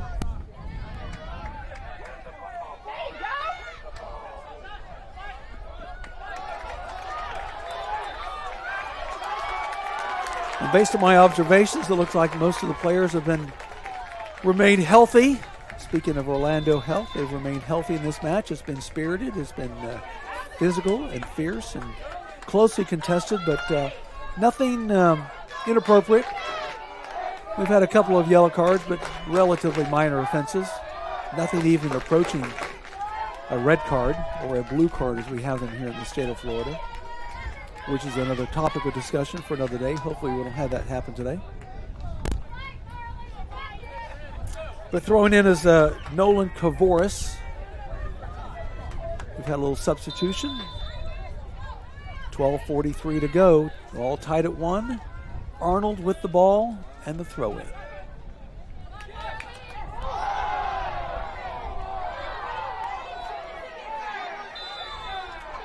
I agree. It looks like we had a push on black on white. The ball goes out of bounds. It'll be a throw in, or a kick rather, to Jesuit.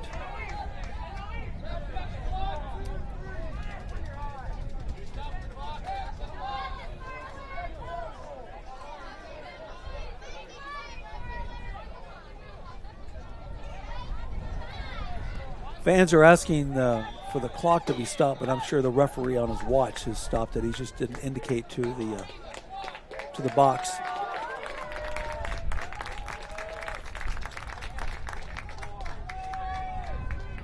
Or maybe he didn't stop at all, thinking this was not big of a delay. Let's just get it figured out. So kick to White, deep in their own territory.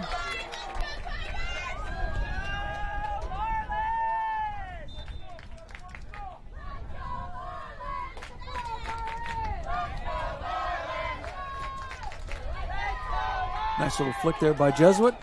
Nice little through ball, but it's scooped up without any level of difficulty by Lincoln Gunn of Arnold.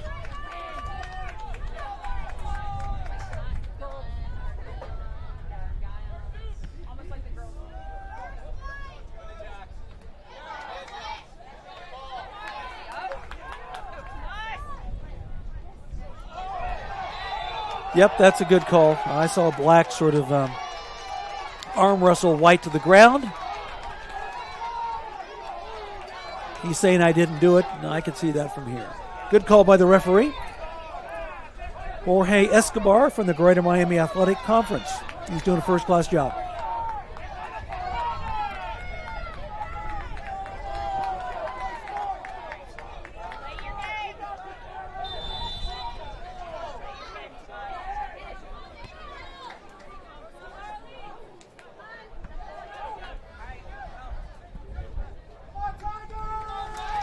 Looks like the ball went off the black foot, and we have White throw in. Jesuit with the throw.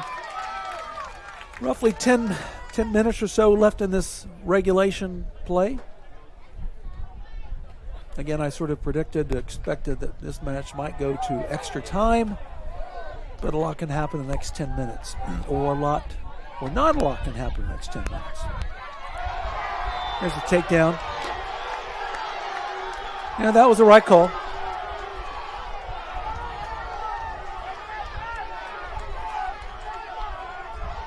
Thomas Galacia, he's telling the player, I don't want to hear anything more out of you. The call was correct. I'm actually a fellow referee down in the soccer referees of Palm Beach County. And the more number 17 talk, the more likely he is going to get a card. Take your punishment, move on, don't do it again. That referee was not going to change that call. I don't care how much you say. Good call by the ref. He handled the situation well. We now play on.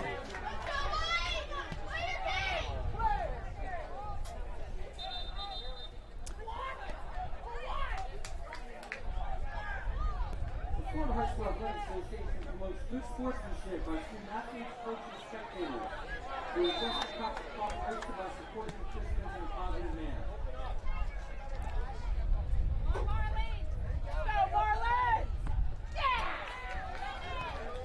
Ever since Jesuit scored its one goal, the level of tenacity and commitment by Arnold has really increased. It's been a very closely played match. Of course, their level of aggression led to their goal, which tied this game at 1.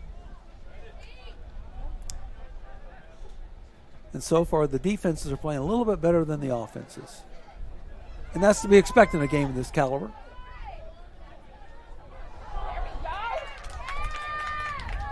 Misdirected pass by Jesuit, stolen by Arnold, stolen again by Jesuit, back and forth. It's like table tennis.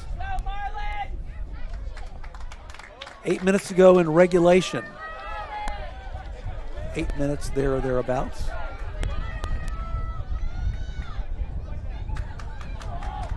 Nice kick there by Jesuit, nice cross, and it goes untouched out of bounds. We're going to have it hits the corner flag, and it'll be a throw in to Black. Had it gone to the left of the corner flag, it would have been a goal kick.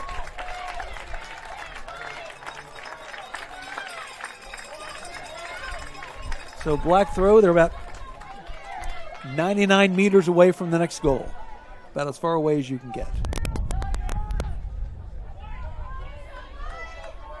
Of course, that's why we have those corner flags. It represents corner kick from a throw-in or goal kick from a throw-in. And that was a throw-in for Black. It's taken by White.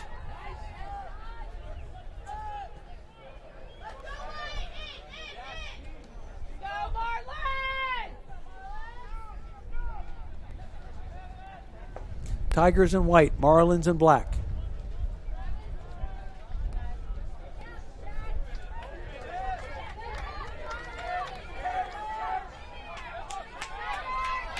Of course, the rules on overtime, 2 10-minute halves. We'll have a coin toss, just like it's a regular game. The winner of the coin toss can either choose to have the ball or defend a certain end. And it's not a golden goal. You could easily have a 2-1 score in a 10-minute, 20-minute overtime session. But, of course, if it remains tied after 20 minutes, then we go to penalty kicks, and that's an old ball of wax. Here's Jesuit on the edge of the box looking for a shot.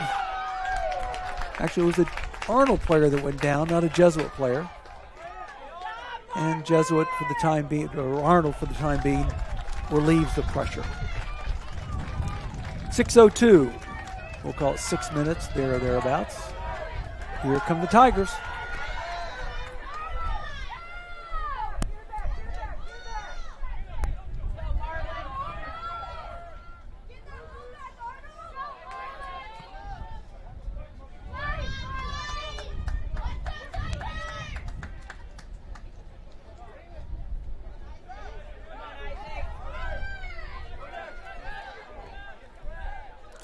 That's Jackson Hannon at number 16. And number 8 with that shot, Keegan Clamp. Nice valiant effort, but that ball was never on target. It was slicing right. It goes beyond the far touchline. We have a goal kick to Arnold. Lincoln Gunn with the kick, and it goes out of bounds. It'll be a throw in to Jesuit.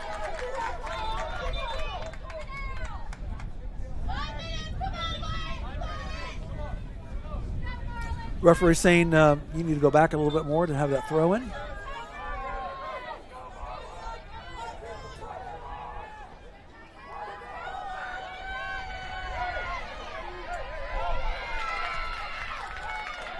There's a nice move by Arnold, but it's taken care of by Jesuit without a problem. And now we go the other way. A little confusion there by Jesuit. 2 players in the same area. That's never a good situation. Like in football, you don't want 2 receivers trying to catch the ball in the same general area of the field. But Jesuit corrals it. Looks to control the midfield. Let's go left to right. Or I should say right to left.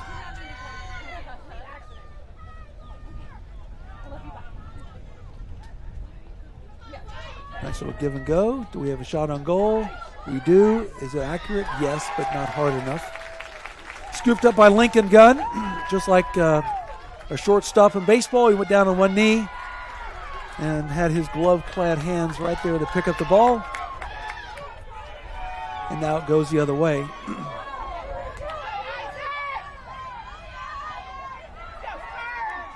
I think it's safe to say that if someone does score a goal in the next 3 minutes, that probably will be the winner. Goals have been hard to come by. We've only had 2, both in the second half. Here goes Jesuit, another opportunity. Do we have a shot on goal? We do. Oh, just to the outside. That was Patrick Wiley again for Jesuit. He had the ball on his right foot. Just off target right. He put his hands in his head, or he put his hands to his head and said, "Oh my gosh, how did I do that?" 3 minutes to go and counting. Of course, Mr. Escobar, the center referee, has the exact time.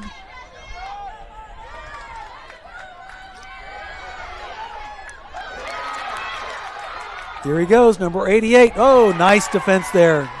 Great defense. Neutralizing Wiley. He was one tap away from a shot on goal. Whoa, we have a slip over there. Cleats don't always do well on concrete. Where'd it go, Zach?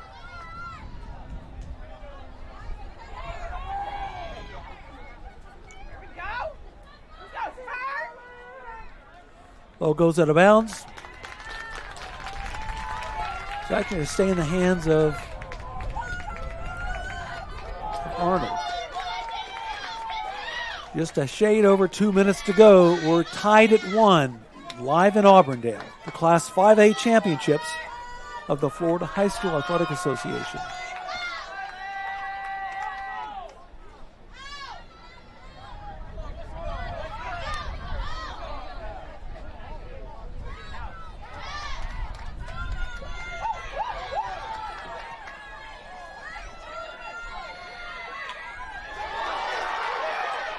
Nice clearance there by Jesuit. Nice defense. If in doubt, kick it out. Now we're going to give the ball to Jesuit. Great call there by the official. That definitely would have been the game-winning opportunity, a game-winning goal for Arnold had that ball gone in. Lokeland Ing, number 22 with the shot. And Hudson Piers.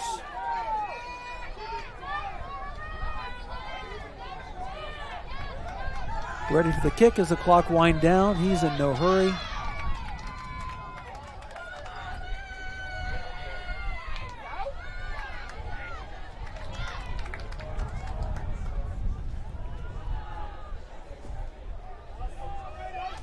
And that ball goes just beyond the end line.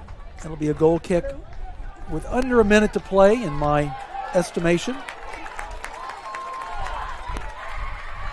If we do go to overtime, which is again looking very likely, I think we have a 5-minute break that the teams will gather for a coin toss and do a new 10-minute, 10-minute half game. This may be the last attempt of the game.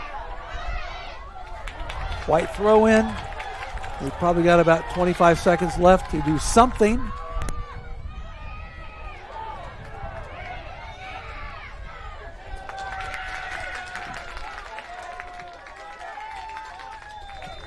Okay, that's it. The referee has said we're end of regulation. 80 minutes of player in the book. And we will take a short break. The players will gather, get a leg massage, drink some water, get a snack. And we'll come back and have a coin toss and 2 10-minute halves, a whole new game. Transform a 80-minute game to at least a 100-minute game. You're watching the Florida High School Athletic Association's Class 5A championships on the NFHS network. The innocence of youth. Is there anything any better? But soon they'll be in high school and facing all the same challenges you faced. How to make friends, how to fit in, how to be cool. We want our children to have everything they'll need. to live fulfilling and productive lives. Make sure the kids in your family are among the more than 12 million participants in America who take part in high school sports or activities.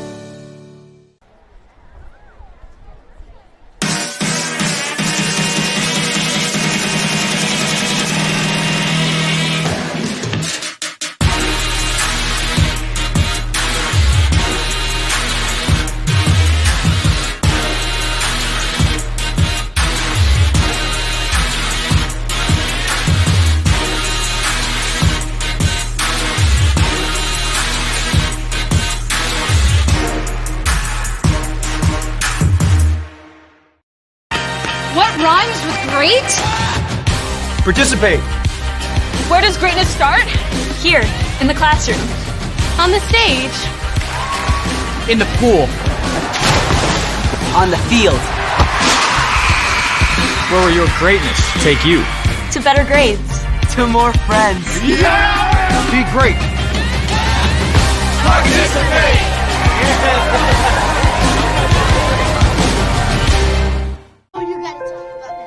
The innocence of youth. Is there anything any better? But soon they'll be in high school and facing all the same challenges you faced. How to make friends, how to fit in, how to be cool.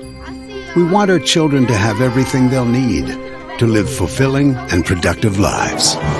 Make sure the kids in your family are among the more than 12 million participants in America who take part in high school sports or activities.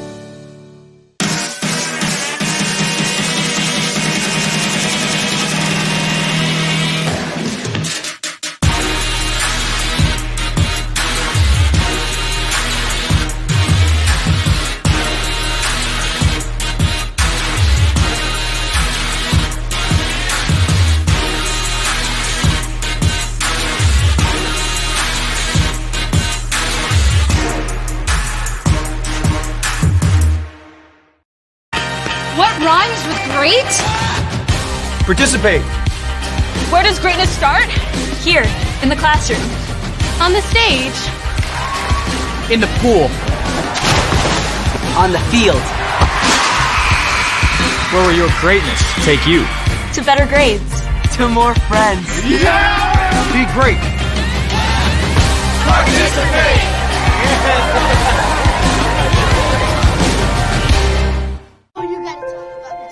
The innocence of youth. Is there anything any better? But soon they'll be in high school and facing all the same challenges you faced. How to make friends, how to fit in, how to be cool. We want our children to have everything they'll need to live fulfilling and productive lives. Make sure the kids in your family are among the more than 12 million participants in America who take part in high school sports or activities.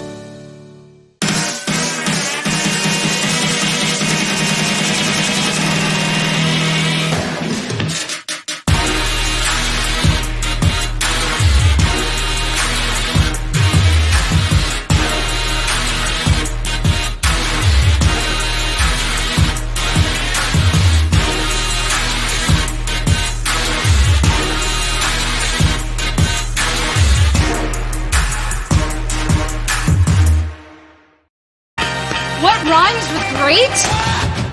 Participate. Where does greatness start? Here, in the classroom. On the stage. In the pool. On the field. Where will your greatness take you? To better grades. To more friends. Be great. Participate.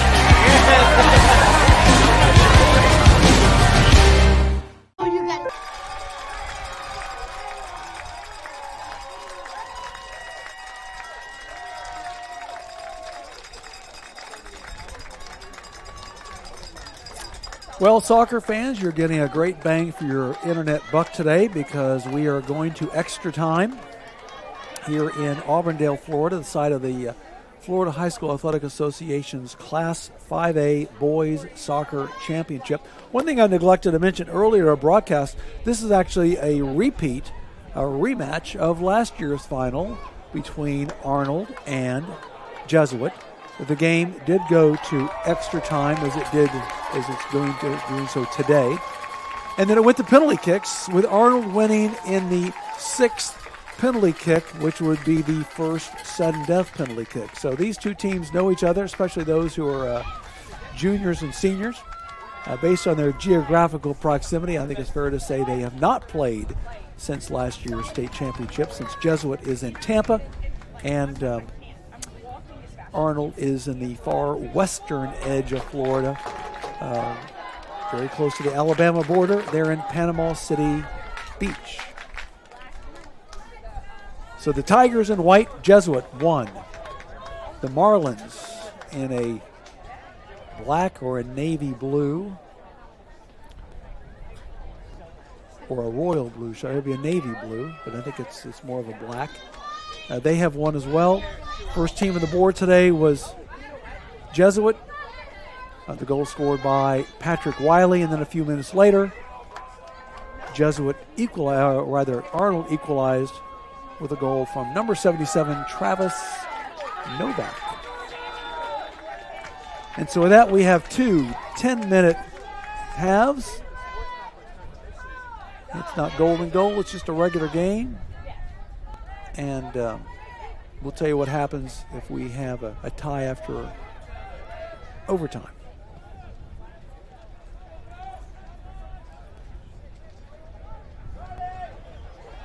Of course, Panama City, the team from Panama City Beach, of course, Arnold is somewhat used to overtime games. And we'll get to that point as soon as this possession sort of goes the other way. Two of the regional victories by Arnold were in overtime. And this regional quarterfinal against Ponte Vedra, Arnold won 3-1, which meant they scored, probably 2 goals in the extra time. And then in the regional final against Booker T. Washington back on February 12th, Arnold won 2-1. That kick by Arnold is deflected out of bounds by Jesuit, and it stays in the hands of Arnold.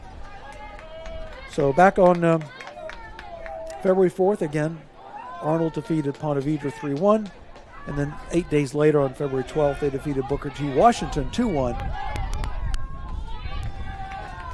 So they're used to this kind of extra soccer. And here comes Jesuit.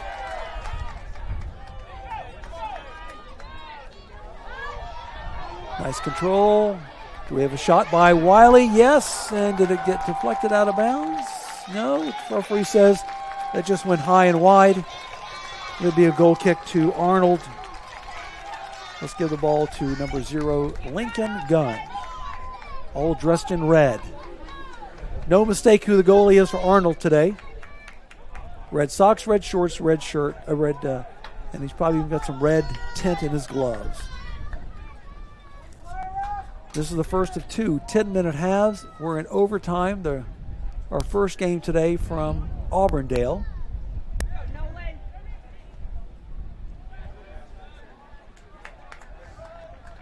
Ball goes out of bounds off white. Black throw in.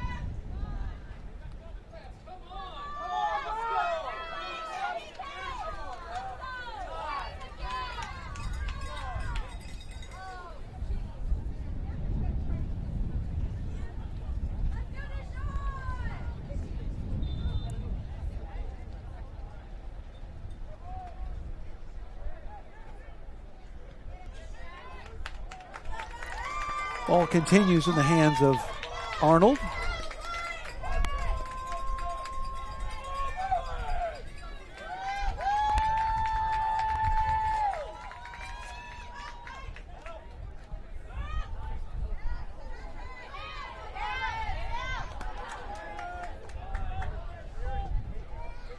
Whatever any offensive maneuver made today, the attitude by the opposing defense is whatever you can do, we can do better. And that, for the most part, has been the case with the exception of the 2 goals scored today. Here's Jesuit.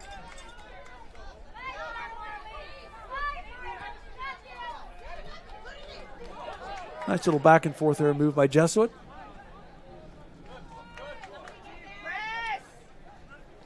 Lucas Book, number 9.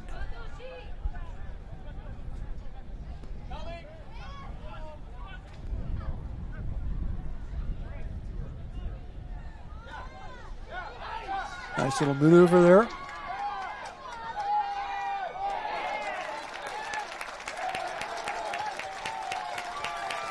That shot on goal was just a little bit wide to the right. Trying to pick up his number. I think it was number 6, Charlie Dowman. 5 minutes to go here in overtime session, half number 1. There will be no water break in this these two 10-minute halves. But I think we'll have a 2-minute halftime break. Is that true? I'm talking to one of my producers. She gave me the right information. So we have a 2-minute halftime, but there's no water break in the middle of the 10-minute half.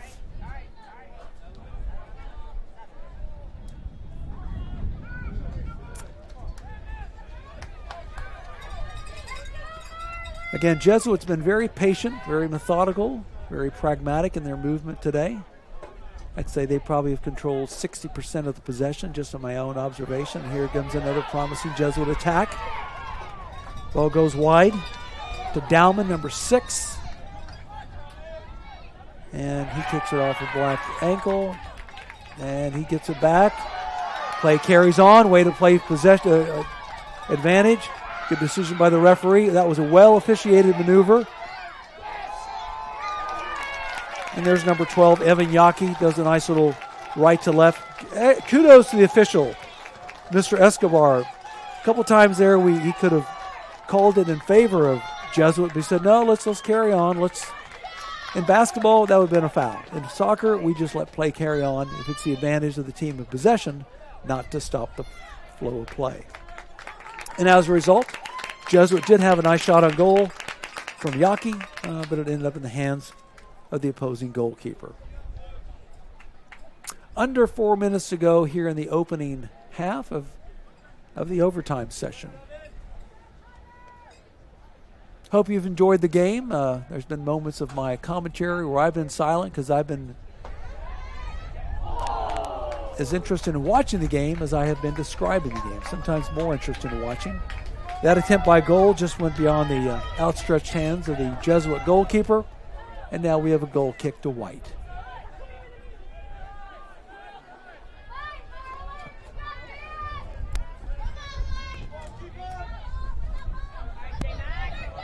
Looks like that ball went off the head of White, and it did. We have a black throw in down the line.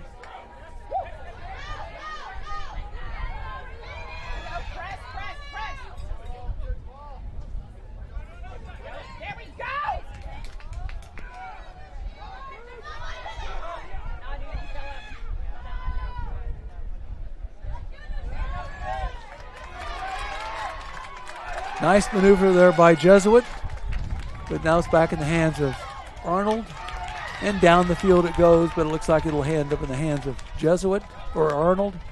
Back to their goalkeeper, and back to midfield. We'll sort of start over again.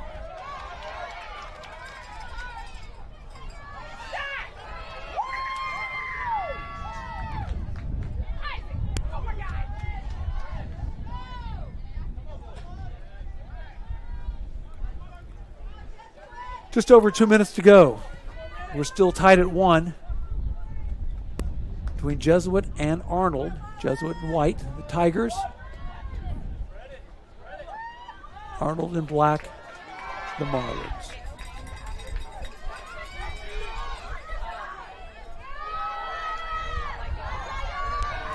Here's a promising maneuver.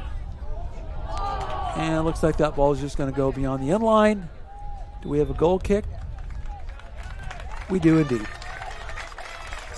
Good call by the referee.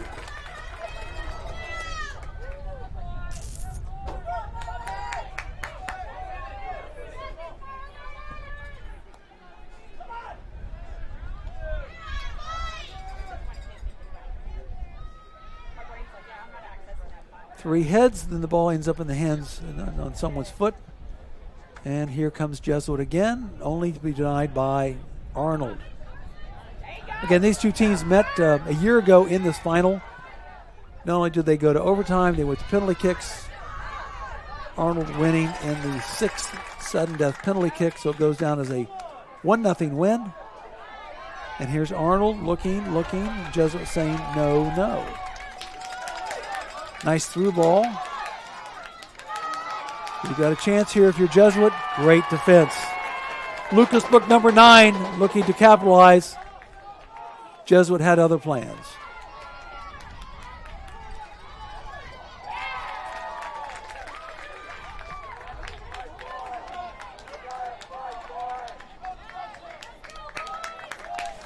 Less than 30 seconds left. I think we're going to finish this first half of the overtime session deadlocked at 1. 2-minute break. Come back for 10 more minutes. We'll see what happens. And we're having a brief substitution. That's going to consume some clock. And we're down to less than 10 seconds. I don't see this ball really going very far.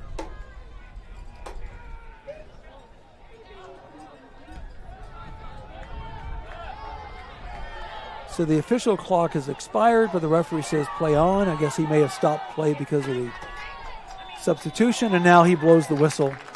And that brings us to the end of overtime session, or half, number 1. Again, I feel like a broken record. The score remains tied 1-1 between Jesuit and Arnold. We're live in Auburndale at the Florida High School Athletic Association's Class 5A final.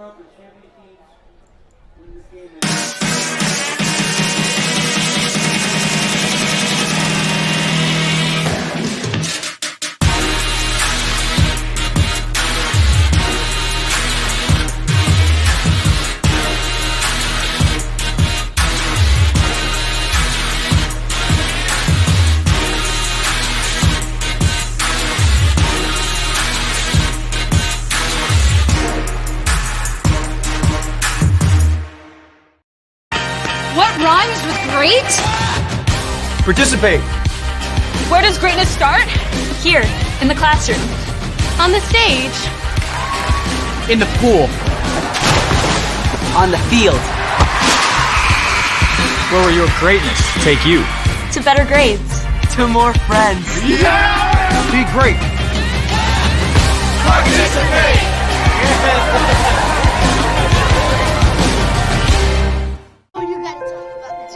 The innocence of youth. Is there anything any better? But soon they'll be in high school and facing all the same challenges you faced. How to make friends, how to fit in, how to be cool.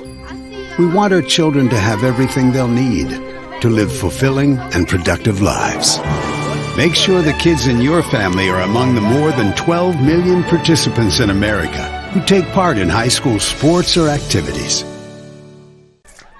The score is tied 1-1. We have 10 more minutes of play in the second half of the overtime session. Again, it's not a golden goal scenario, but the way this match is being played, if a goal is scored, that pretty much will be the final goal of the game. Defenses have been that strong. And if we remain scoreless, or if we remain tied after 10 more minutes, then we will go to penalty kicks.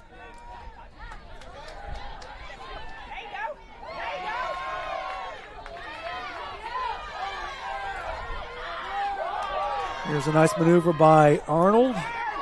Shot in front of the goal, and it's deflected out of bounds. We're going to have a corner kick for Black. Again, the first half of this match was scoreless. The second half of this match featured 2 goals.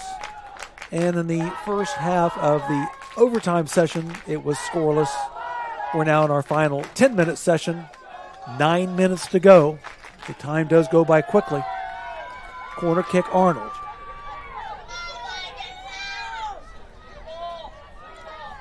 Wherever Black goes, White's close to follow.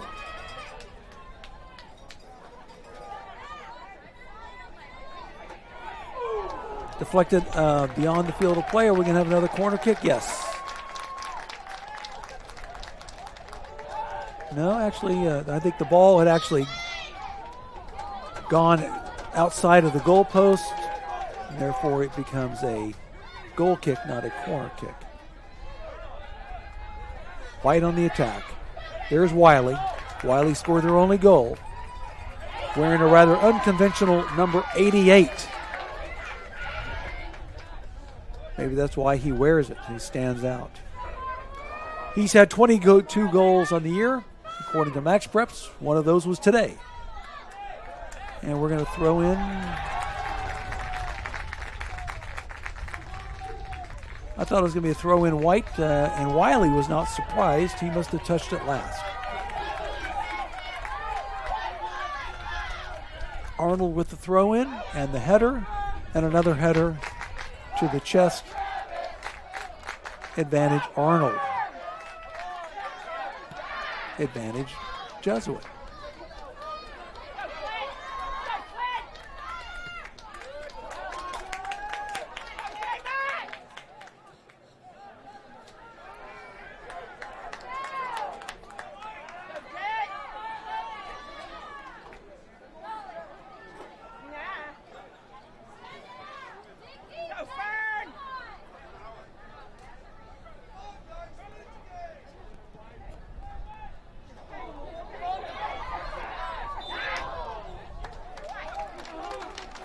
Referee says we're going to give the ball to Jesuit because of the small infraction against Arnold.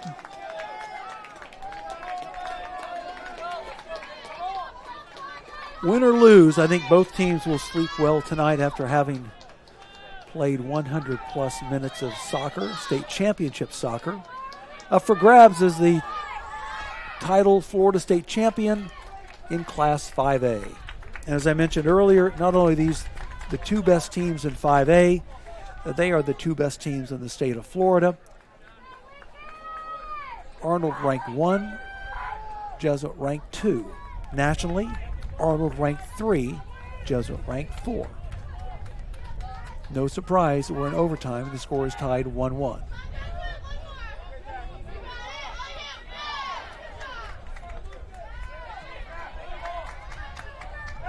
Nice little pass there. That's Lucas Book, number 9.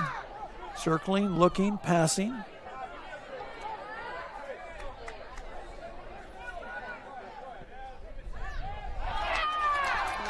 It's a miscalculated pass by Luke DeGenova. Player goes down, card comes out. Looks like Keegan Clamp, number 8, gets the yellow card for Jesuit. He goes out, teammate comes on.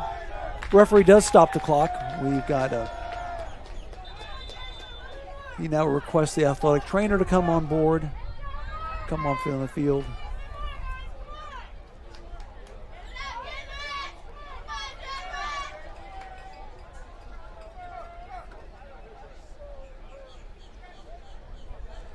He's tapping his right foot and his right ankle like that's the sore part.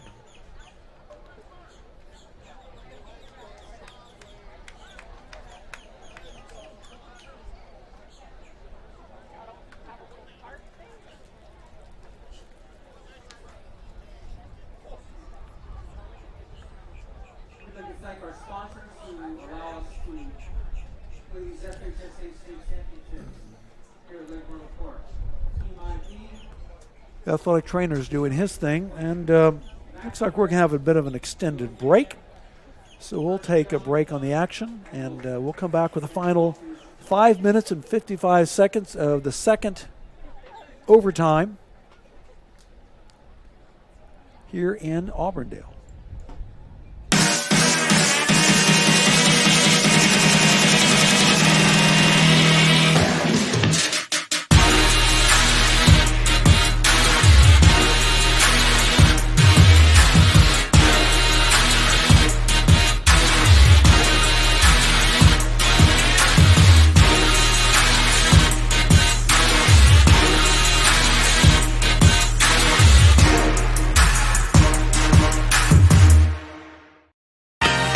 Rhymes with great?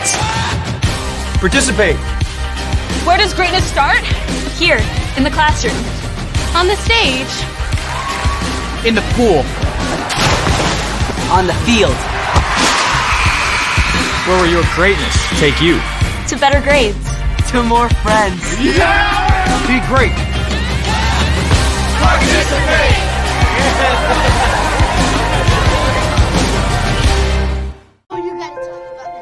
The innocence of youth.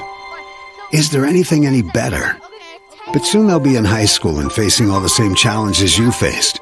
How to make friends, how to fit in, how to be cool. We want our children to have everything they'll need to live fulfilling and productive lives. Make sure the kids in your family are among the more than 12 million participants in America who take part in high school sports or activities.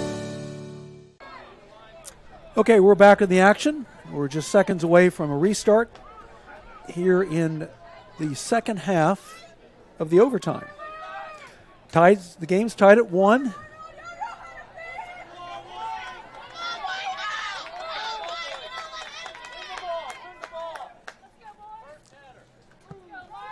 And there's the kick by Jesuit.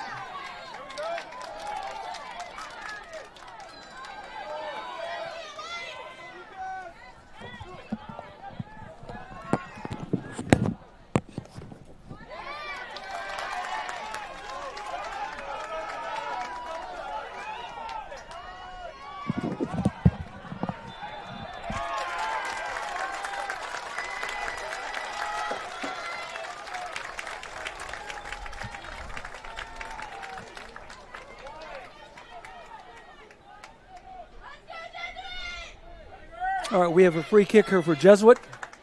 Just over 5 minutes to go.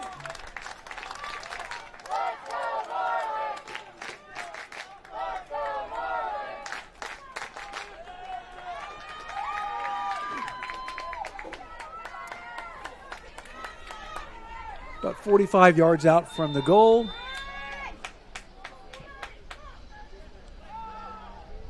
Restarts here a little bit slower than they were maybe an hour ago, as these players must be dog-tired.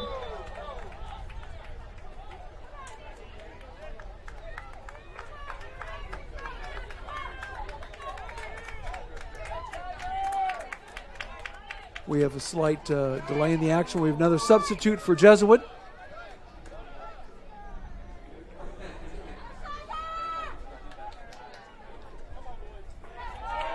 Back in the game is number 8, Keegan Clamp.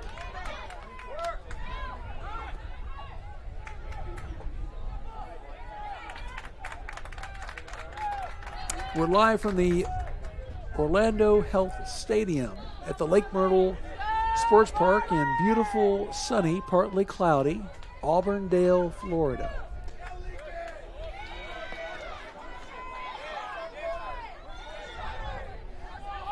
Now, if you're a player with a yellow card, you certainly don't want to pick up another one and be ineligible for what most likely will be the penalty kick session following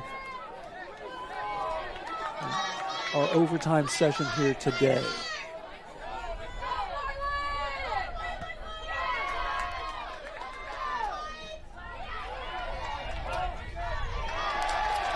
Nice little maneuver there by Jesuit.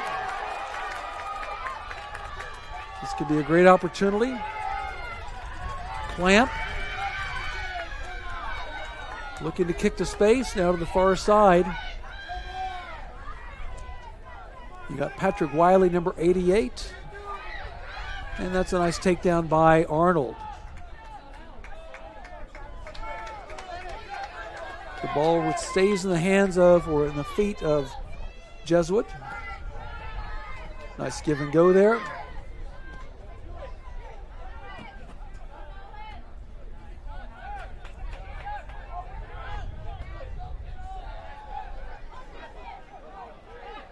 And here comes Arnold once again.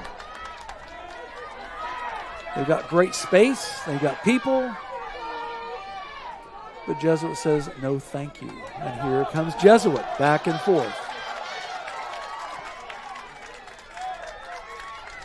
This is like fast break soccer without layups.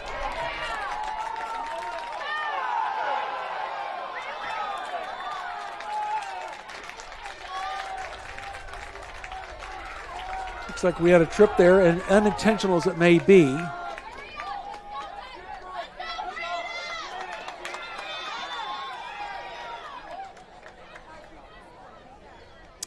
And we stop clock. We've got an injury situation. Looks like a player's got an issue with the shoulder. And the clock was stopped at exactly 2 minutes. The bodies have been falling in the last 10, 15 minutes, as you would expect. And the referee asked for the athletic trainer. Or actually, he says we're going to have to make a substitution.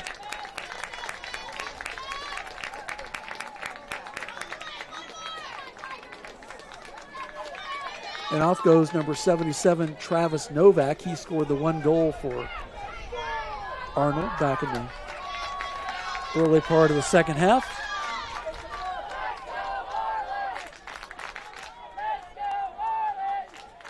So the referee has a little words of advice for one of the players. And now he's saying, let's play ball.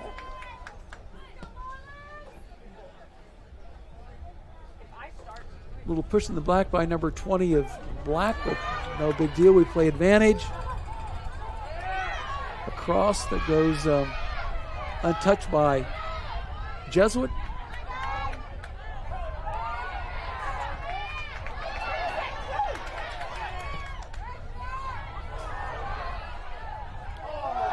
Wow, nice cross, nice header. Uncontested, hits the crossbar, goes out of bounds, goal kick. Actually, do we have an offside call? I think they called that offside. That's why there was no attempt by the goalie to save that one.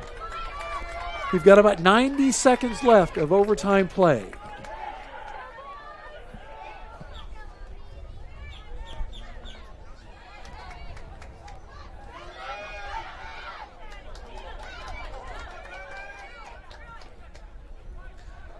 All right. Let's see.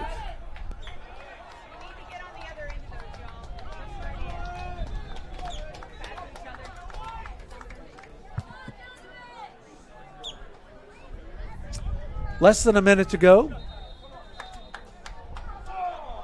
And the referee says, don't go so far to make a throw. Go close to the original spot. So he goes forward anyway, and we move on.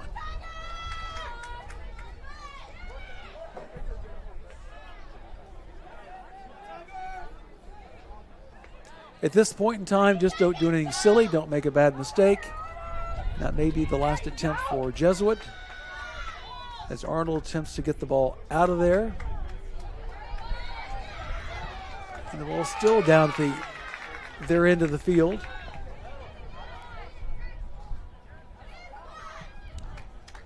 It's possible to have a buzzer beater-like finish to this game, but it's not looking likely.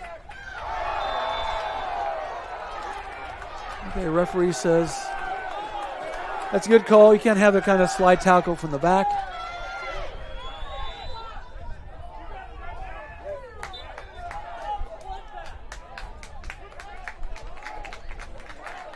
And the referee says that is the end of time. So with that, we'll have a short break.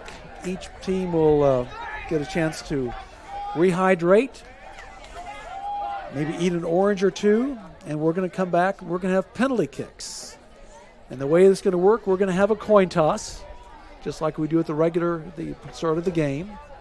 And whoever wins the toss can either choose to kick first or kick second.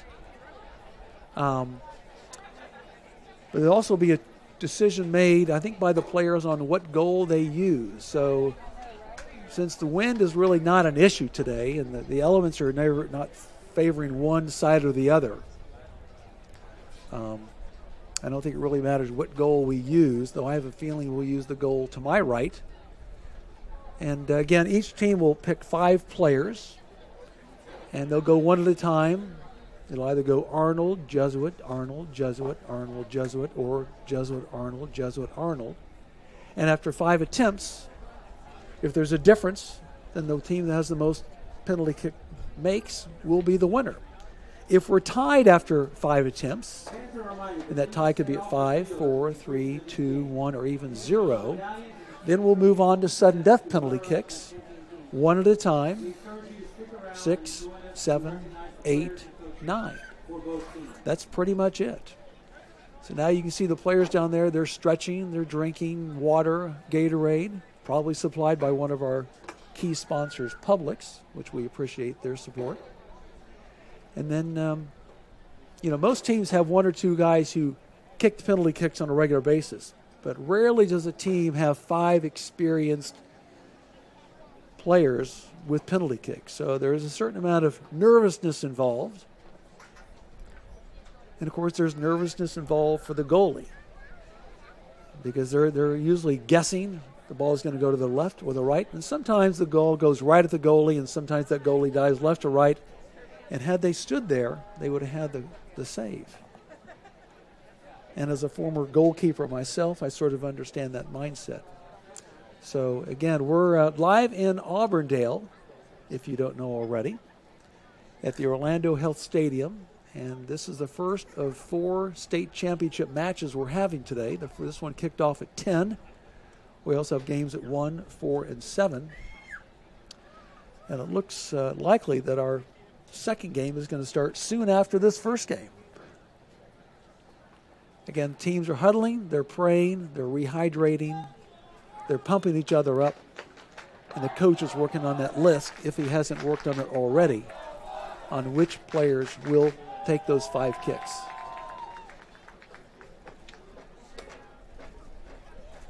If there's any one phrase to describe penalty kicks, it might be no guts, no glory.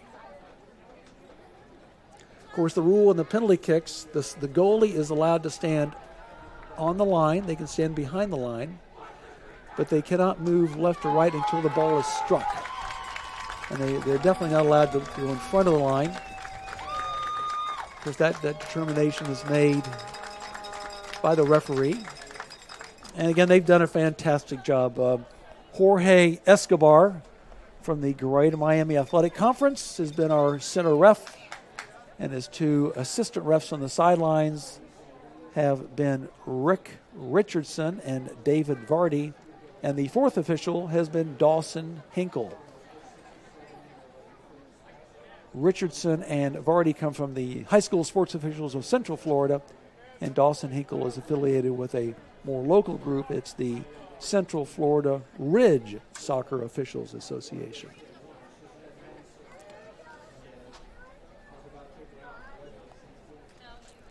As we look at the clock, we've still got another 2 minutes.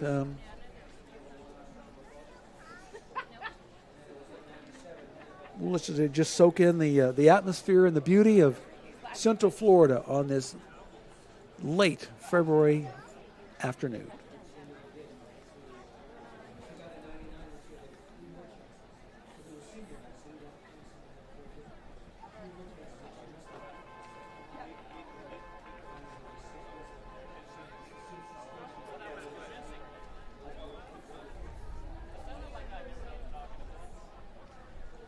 Of course, the referees at the far side, they're going over protocol. They want to make sure that we do this properly.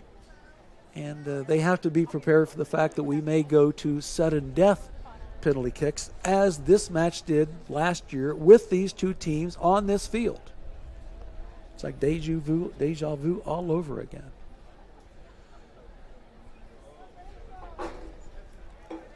So it looks like that the 5 players for Jesuit have been selected.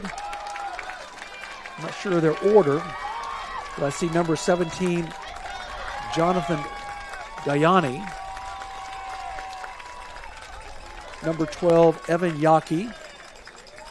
I also see number 88, Patrick Wiley out there, and I'm still struggling to see the other ones, but as they step forward, we'll let you know who they are.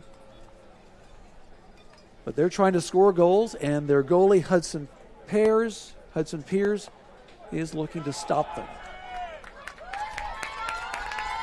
Now waiting who the 5-8 will be for Arnold. I'd be surprised if one of them is not Travis Novak, since he scored the 1 goal, but he hobbled off a few minutes ago, so maybe he's not ready. I see number 23 is out there, Josh Moore.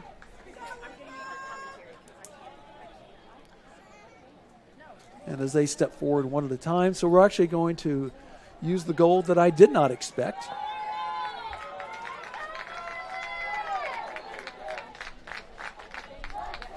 Okay, so it looks like Arnold will go first. There's an old philosophy in golf and soccer when it comes to penalty kicks, and also relates to golf. First in wins. If you make your putt, puts the pressure on the opposition.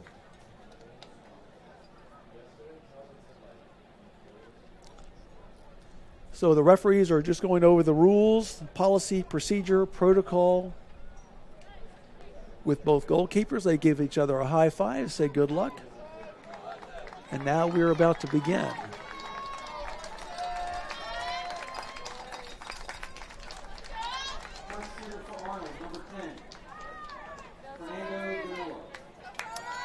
First scorer for first player in the penalty kicks for Arnold is number 10, Fernando Granello. And it's anyone's guess whether he goes right, left, or right down the middle. I have a feeling he's going to go right. And he goes right, and it's in the back of the net. 1-0 Arnold. Granello with the goal. Now it's time for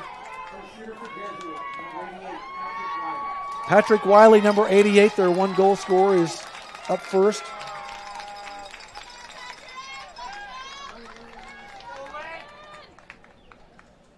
Well struck goal there in the first one by Granello. Here's Wiley. And he goes left corner, rock hard, rock solid, no doubt about it, 1-1.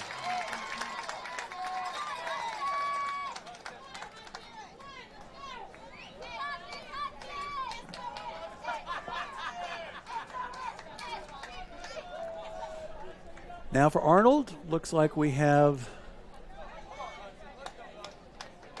number 28. Zach Wickard, the lefty, and he's good.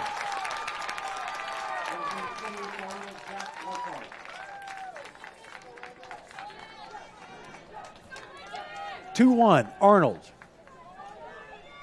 Now shooting for Jesuit, number 12, Evan Yaki. Evan Yaki, number 12, the left-footed player. He's had a couple of decent shots on target today. All of them were saved. Again, I'm predicting he will go to the right. He's got a strong left foot. He probably feels he can get in that right-hand corner before the goalie can touch it. Yaki. And he goes the other way, just as I did not predict. Well struck, well played, 2-2.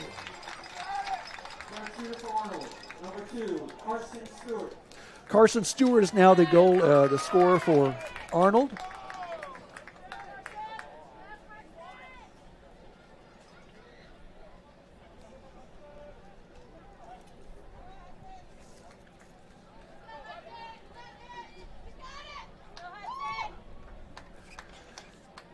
Goes back, analyzes the situation. He's right behind the ball. He goes to his right, and is he kicking? Little hesitation there, but that was legal. Goal's good.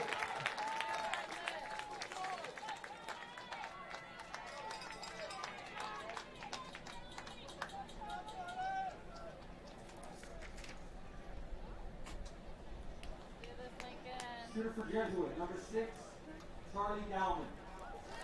Charlie Dowman now for Jesuit.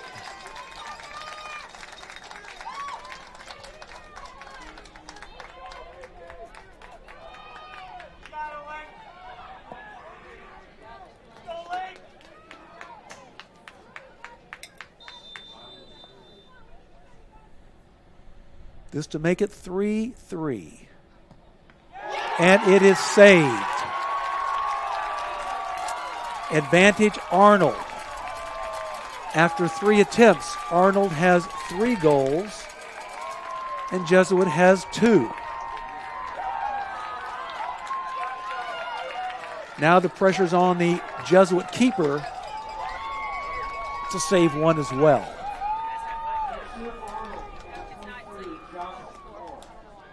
Josh Moore is kicking for Arnold.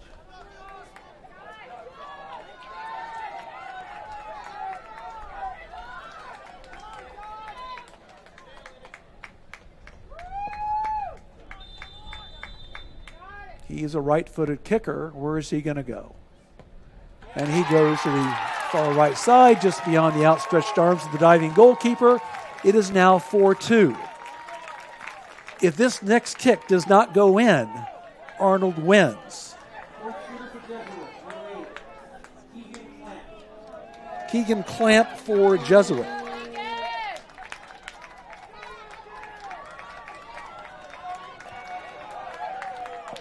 If this kick can be saved, Jesuit wins. Or rather, Arnold wins. If the goal goes in, then Arnold has the next kick to win it. That ball goes in. Well done by Josh Moore.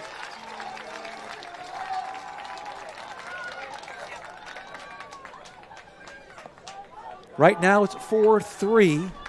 Arnold leading. Arnold ready to kick. If this kick goes in, they win.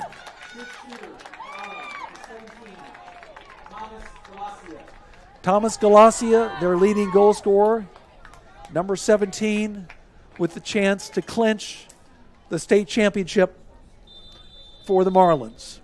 If the kick goes in, they win. Galacia, it is saved! Wow!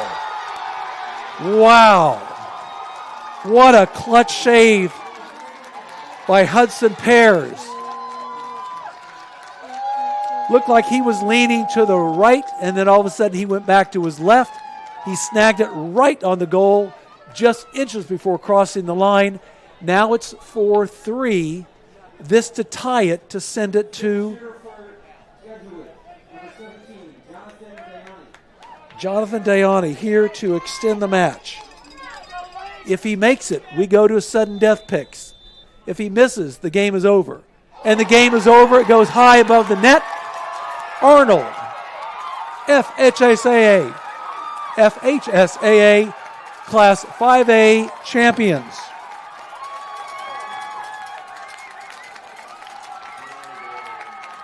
In penalty kicks, 4-3.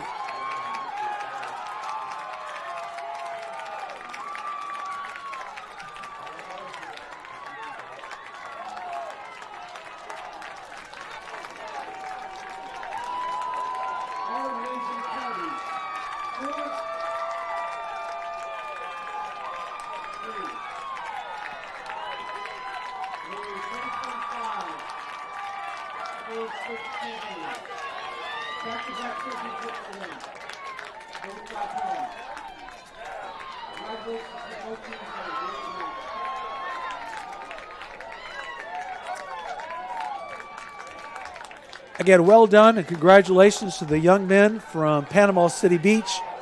The Arnold Marlins, winners in penalty kicks, 4-3. The penalty kick session was as exciting as the overtime and the regulation play. Just as Arnold is excited, Jesuit must feel just deflated. They went up 1-0. It was tied 1-1. We went to overtime. Penalty kicks. They had a penalty kick to extend into extra sudden death penalty kicks. The ball went high and wide. And with that, Arnold wins 4-3 in penalty kicks. State champions for 2025 in Class 5A. And for two teams that were so closely ranked, Arnold ranked number 1 in the state, Jesuit ranked number 2. You expected a match this close. It was this close. And it went beyond overtime. It went to penalty kicks. And in penalty kicks, anything can happen because everything has happened. So kudos to both teams. Thank you very much to the officiating crews. They did a great job. And the FHSAA is ready to hand out the hardware. We've got medals for players on both teams and championship trophies for both teams. Of course, Arnold will get the state championship trophy, number 1. And Jesuit goes home for the second straight year as the runner-up in Class 5A. Pretty exciting moment there. And we're going to stay right here for the award ceremony. Jesuit will get honored first as the runner-up. And as tough as it is, looks like sportsmanship is the big winner today. Kudos to the players, the coaches, and their fans.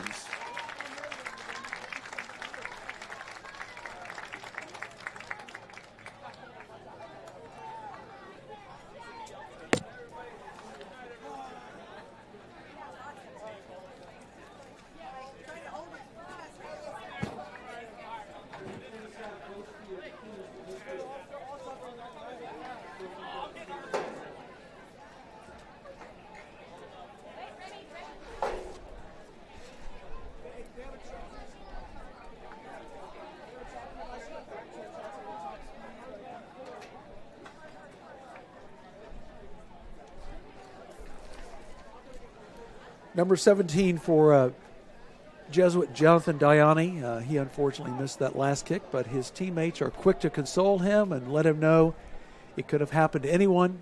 He was out there for a reason. Obviously, he was a big part of their success this year. And that's just the way ball bounces sometimes with penalty kicks. So Jesuit in white, they're thrilled, they're delighted, relieved.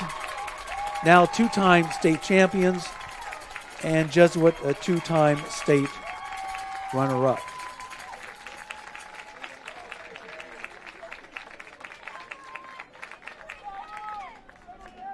And with that, we're going to hand it over to the public address announcer so we can hear the name of every player mentioned on both the runner-up and the championship teams. Truly was a first-class effort. As we look at the clock, we're less than 45 minutes to the next match. Again, congratulations to Jesuit. Fine effort. Well done. Well done to Arnold. Presenting the medals and trophies on behalf of the Florida High School Athletic Association is Director of Athletics, Alex Ozuna.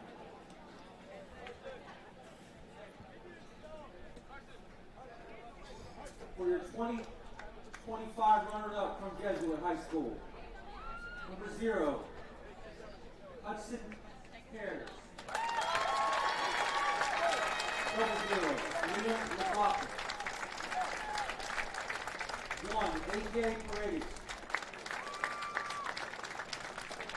2, Mason Culver. 4, Nick Smith. 5, Brock Edelman. 6, Charlie Dalman. 7, Gus Agarone. 8, Keegan Plant. 9, Lucas Book. 10, Luck Ivanova. 12, Evan Yaki. 13, Lucas Ruiz. 14, Brendan O'Connor. 16, Jackson Cannon. 17, Jonathan Rinaldi. Number 20, Nico Provenzano. Number 21, Tyus Wolf. 22, Ace Perez. 23, Noah Reese. 28, Jacqueline Brown.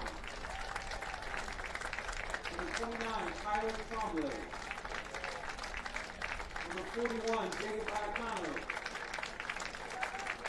Number 55, Ken Kane. And number 88, Patrick Riley.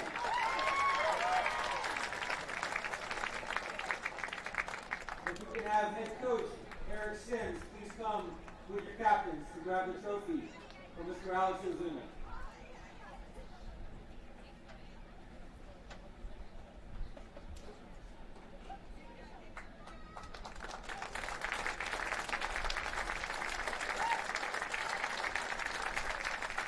Now let's meet our 2025 state champions, 5A from Arnold High School. Number 0, Lincoln Wynn. 1, Adrian Lugo Weiland. 2, Carson Stewart. 3, Nolan Kavoris. 5, Isaac Parrish. 6, Kamor Clark. 7, Clint Weiser. 8, Sean Cave. 10, Fernando Carmillo. 12, Tyler Crossley. 14, Diego Barrigan. 15, Armand Hagia. 16, Jay Campbell. 17, Thomas Galacia. 18, Rudy Aviles. 19, Camilo Camaro. Number 20, Jet Chandler. 21, Amit Cohen. 22, Lachlan Eng. 23, Josh Moore. 28, Zach Wickard. 29, Zachary Hopak. 30, Jackson Kawada. And 77, Travis Novak.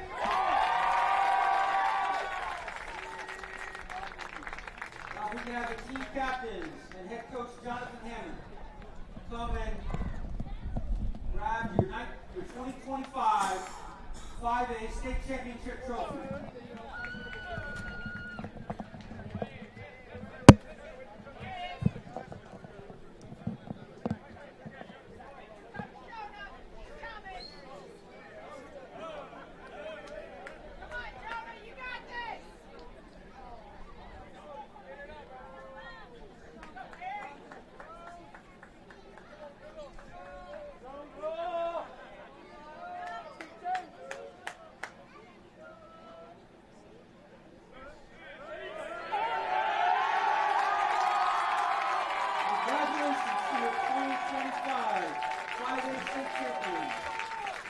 Arnold High School. Back to back is twice as much.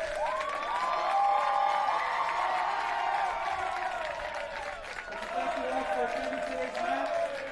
Please drive home safely.